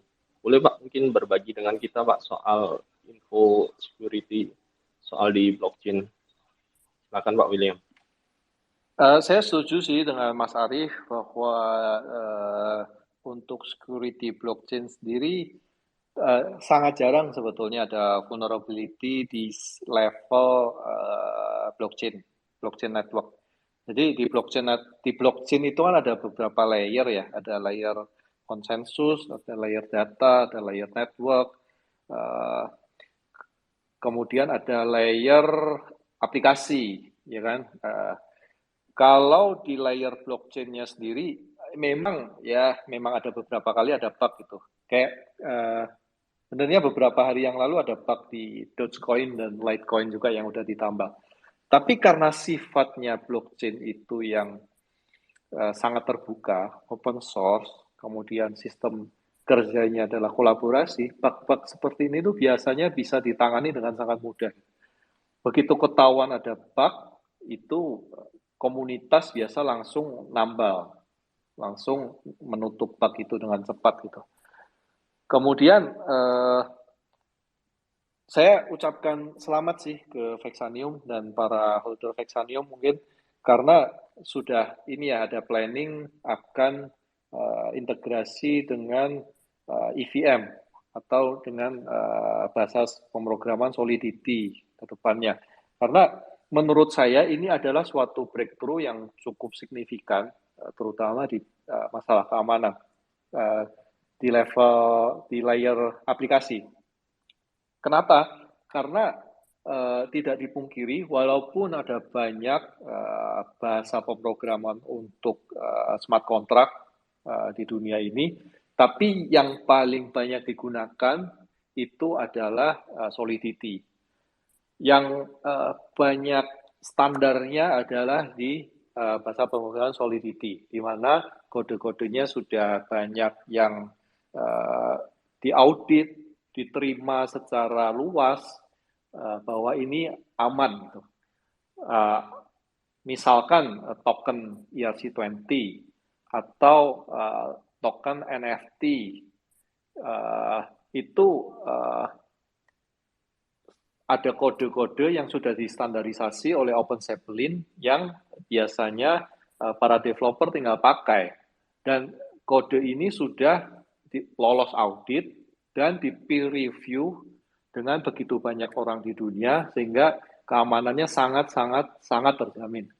Jadi ini sangat menguntungkan bagi para developer yang nanti juga akan develop di Vexanium, yaitu kalau sudah Solidity gitu kan, ya ini developnya menjadi mudah, security-nya jauh lebih baik karena ada banyak standar, banyak peer review, dan tentunya ya karena ada seperti ini, overall security dari network sendiri menjadi jauh lebih baik. Itu sih, moga-moga bisa menjawab pertanyaan.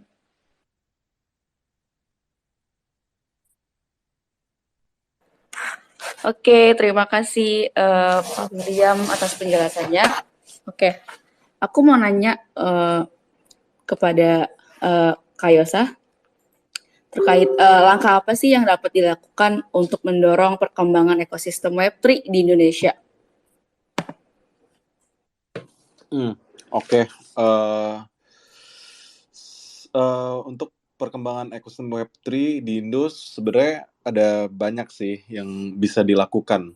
Tapi saya rasa yang lagi-lagi ya, nih karena ini langkah awal paling penting sebenarnya satu, emang pastinya karena ini pakai teknologi internet ya, udah pasti kita pengen adanya internet yang merata gitu. Karena emang peningkatan akses, ibarat kayak peningkatan akses internet, jadi nanti semua orang bisa pakai, ya udah pasti jadinya baru semua orang bisa merasakan gitu ya si ekosistem Web3 ini dengan adanya akses internet yang merata dan juga dengan speed yang merata gitu. Nah, setelah udah ada ini, baru masuklah ke edukasi dan pelatihan gitu.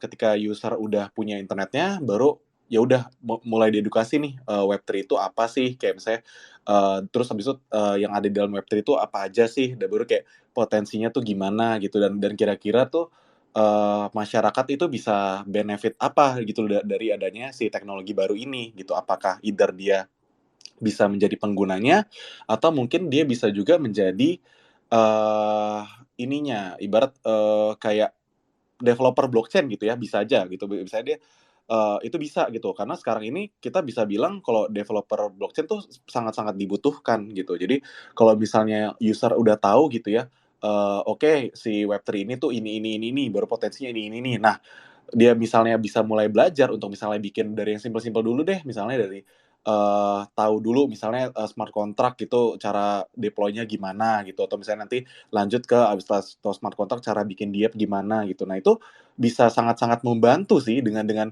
siapa tahu kan ternyata emang ada talent-talent di luar sana di sekitar Indonesia yang sebenarnya emang bagus gitu, dan misalnya punya ide-ide banyak, tapi dia karena nggak punya edukasinya dan nggak punya akses internet yang gimana, jadinya dia nggak tahu gitu mengenai adanya teknologi ini gitu. Nah, itu yang menurut saya dua itu yang paling penting dulu dari yang harus dilakuin gitu. Nah, ini sebenarnya emang udah banyak dilakuin sih edukasinya, dan juga sekarang makanya udah banyak pelatihan blockchain. Dulu tuh kalau misalnya kita ingat ya, mungkin di zaman tahun 2019 tahun 2020 tuh pelatihan blockchain tuh masih belum banyak yang ikut gitu, masih free lah.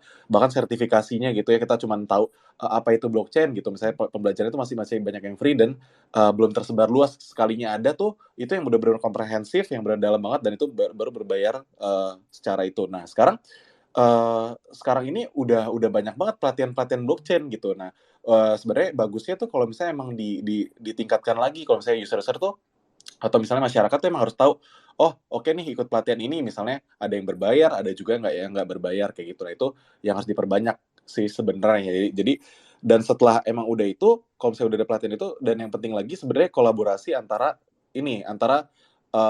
misalnya project-project atau misalnya para penggiat blockchain untuk bekerja sama, atau misalnya banyak berkolab dengan pemerintah gitu ya, untuk misalnya benar-benar ngasih edukasi nih ke pemerintah nih, kalau misalnya blockchain tuh bisa loh dipakai untuk gini, walaupun banyak dikira threat ya, maksudnya karena emang dikira ancaman blockchain ini bagi pemerintah gitu, karena emang belum ngerti secara mendalam gitu. Padahal sebenarnya potensinya bisa digunakan bagus banget gitu kalau memang bisa dimanfaatkan dengan baik. Karena again ini blockchain ini adalah tools gitu, tergantung kita tuh cara makainya gimana sih kayak gitu. Jadi sebenarnya kalau yang saya lihat sih 3 utamanya itu ya, dari akses internet dulu, baru bisa edukasi ke user, sama habis itu kolaborasi antara penggiat blockchain dan juga regulator. Itu sih kalau dari saya. Iya, menarik ya. Sebetulnya, aku boleh nambah ya dari Mas Yosa ya. Sebetulnya, Mangga. sebetulnya sudah banyak yang dilakukan oleh beberapa early adopter blockchain yang dijelaskan Mas Yosa ya. Misalkan mulai dari buat course, mulai buat edukasi, bahkan lebih lanjut lagi mereka sampai membentuk komunitas-komunitas ya untuk mengedukasi secara langsung ataupun tidak, dan itu untuk membuat mereka itu jauh lebih paham. Tapi itu tadi level edukasi seperti ini jika tidak ada next step-nya, ini biasanya akan membuat stuck flow di sini aja. Let's say kalau ada seperti yang Mas Josa tadi katakan soal kolaborasi, wah itu akan jauh lebih baik dan itu akan jauh lebih masif sih menurut saya untuk mendukung industri ini untuk terus growth dan berkembang makin banyak lagi. Apalagi dari pemerintah bisa bikin dalam bentuk regulasi. Wah, udahlah jamin itu pasti juga makin banyak orang yang tertarik di sisi blockchain, utamanya regulasi ini nggak harus dalam nggak harus dalam bentuk peraturan yang sangat rigid, tapi mungkin ke arah blockchain dijadikan sebuah kurikulum atau pembelajaran baru.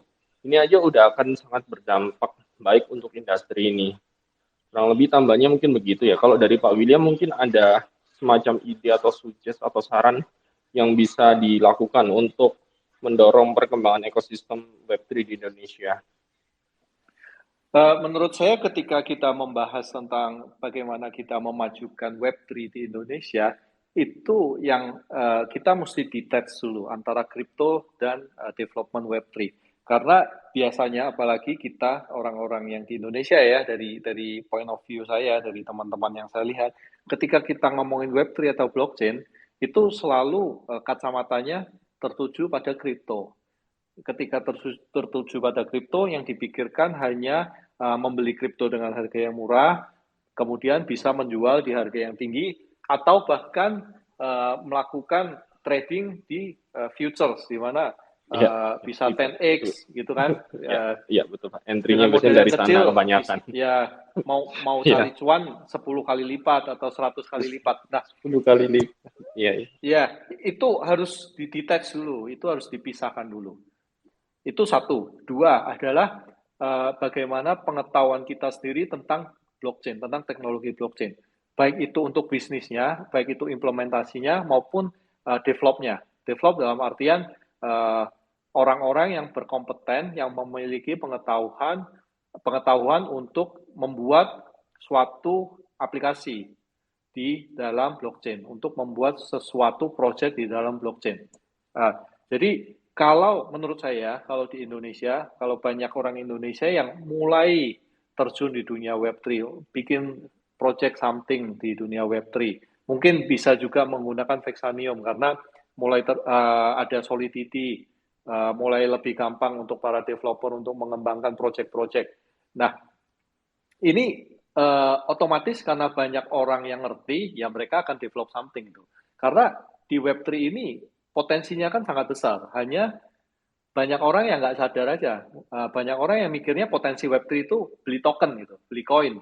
Tapi belum sadar bahwa ketika mereka develop something di dunia Web3, itu ada potensi earning di sana. Ada potensi, katakan mereka bisa membuat, yang simple aja deh, mereka nggak usah bikin project sendiri gitu. Katakan kalau mereka nggak punya tim, mereka hanya solo gitu, cuma bisa ngoding, ya udah, as simple as being a developer, Web3 developer, kemudian menawarkan jasanya ke project di luar negeri yang sedang membuka lowongan gitu, itu gaji di dunia Web3 itu lebih besar loh dari gaji di dunia Web2 secara rata-rata dengan skill set yang sama. Kemudian ini demand-nya besar sekali untuk di industri Web3, mereka sedang membutuhkan orang-orang yang ngerti tentang Web3 gitu. Karena saat ini mau di Indonesia, mau di luar negeri, di global, itu resource orang yang bisa develop Web3 ini masih sangat dikit. Jadi menurut saya ini akan sangat berkorelasi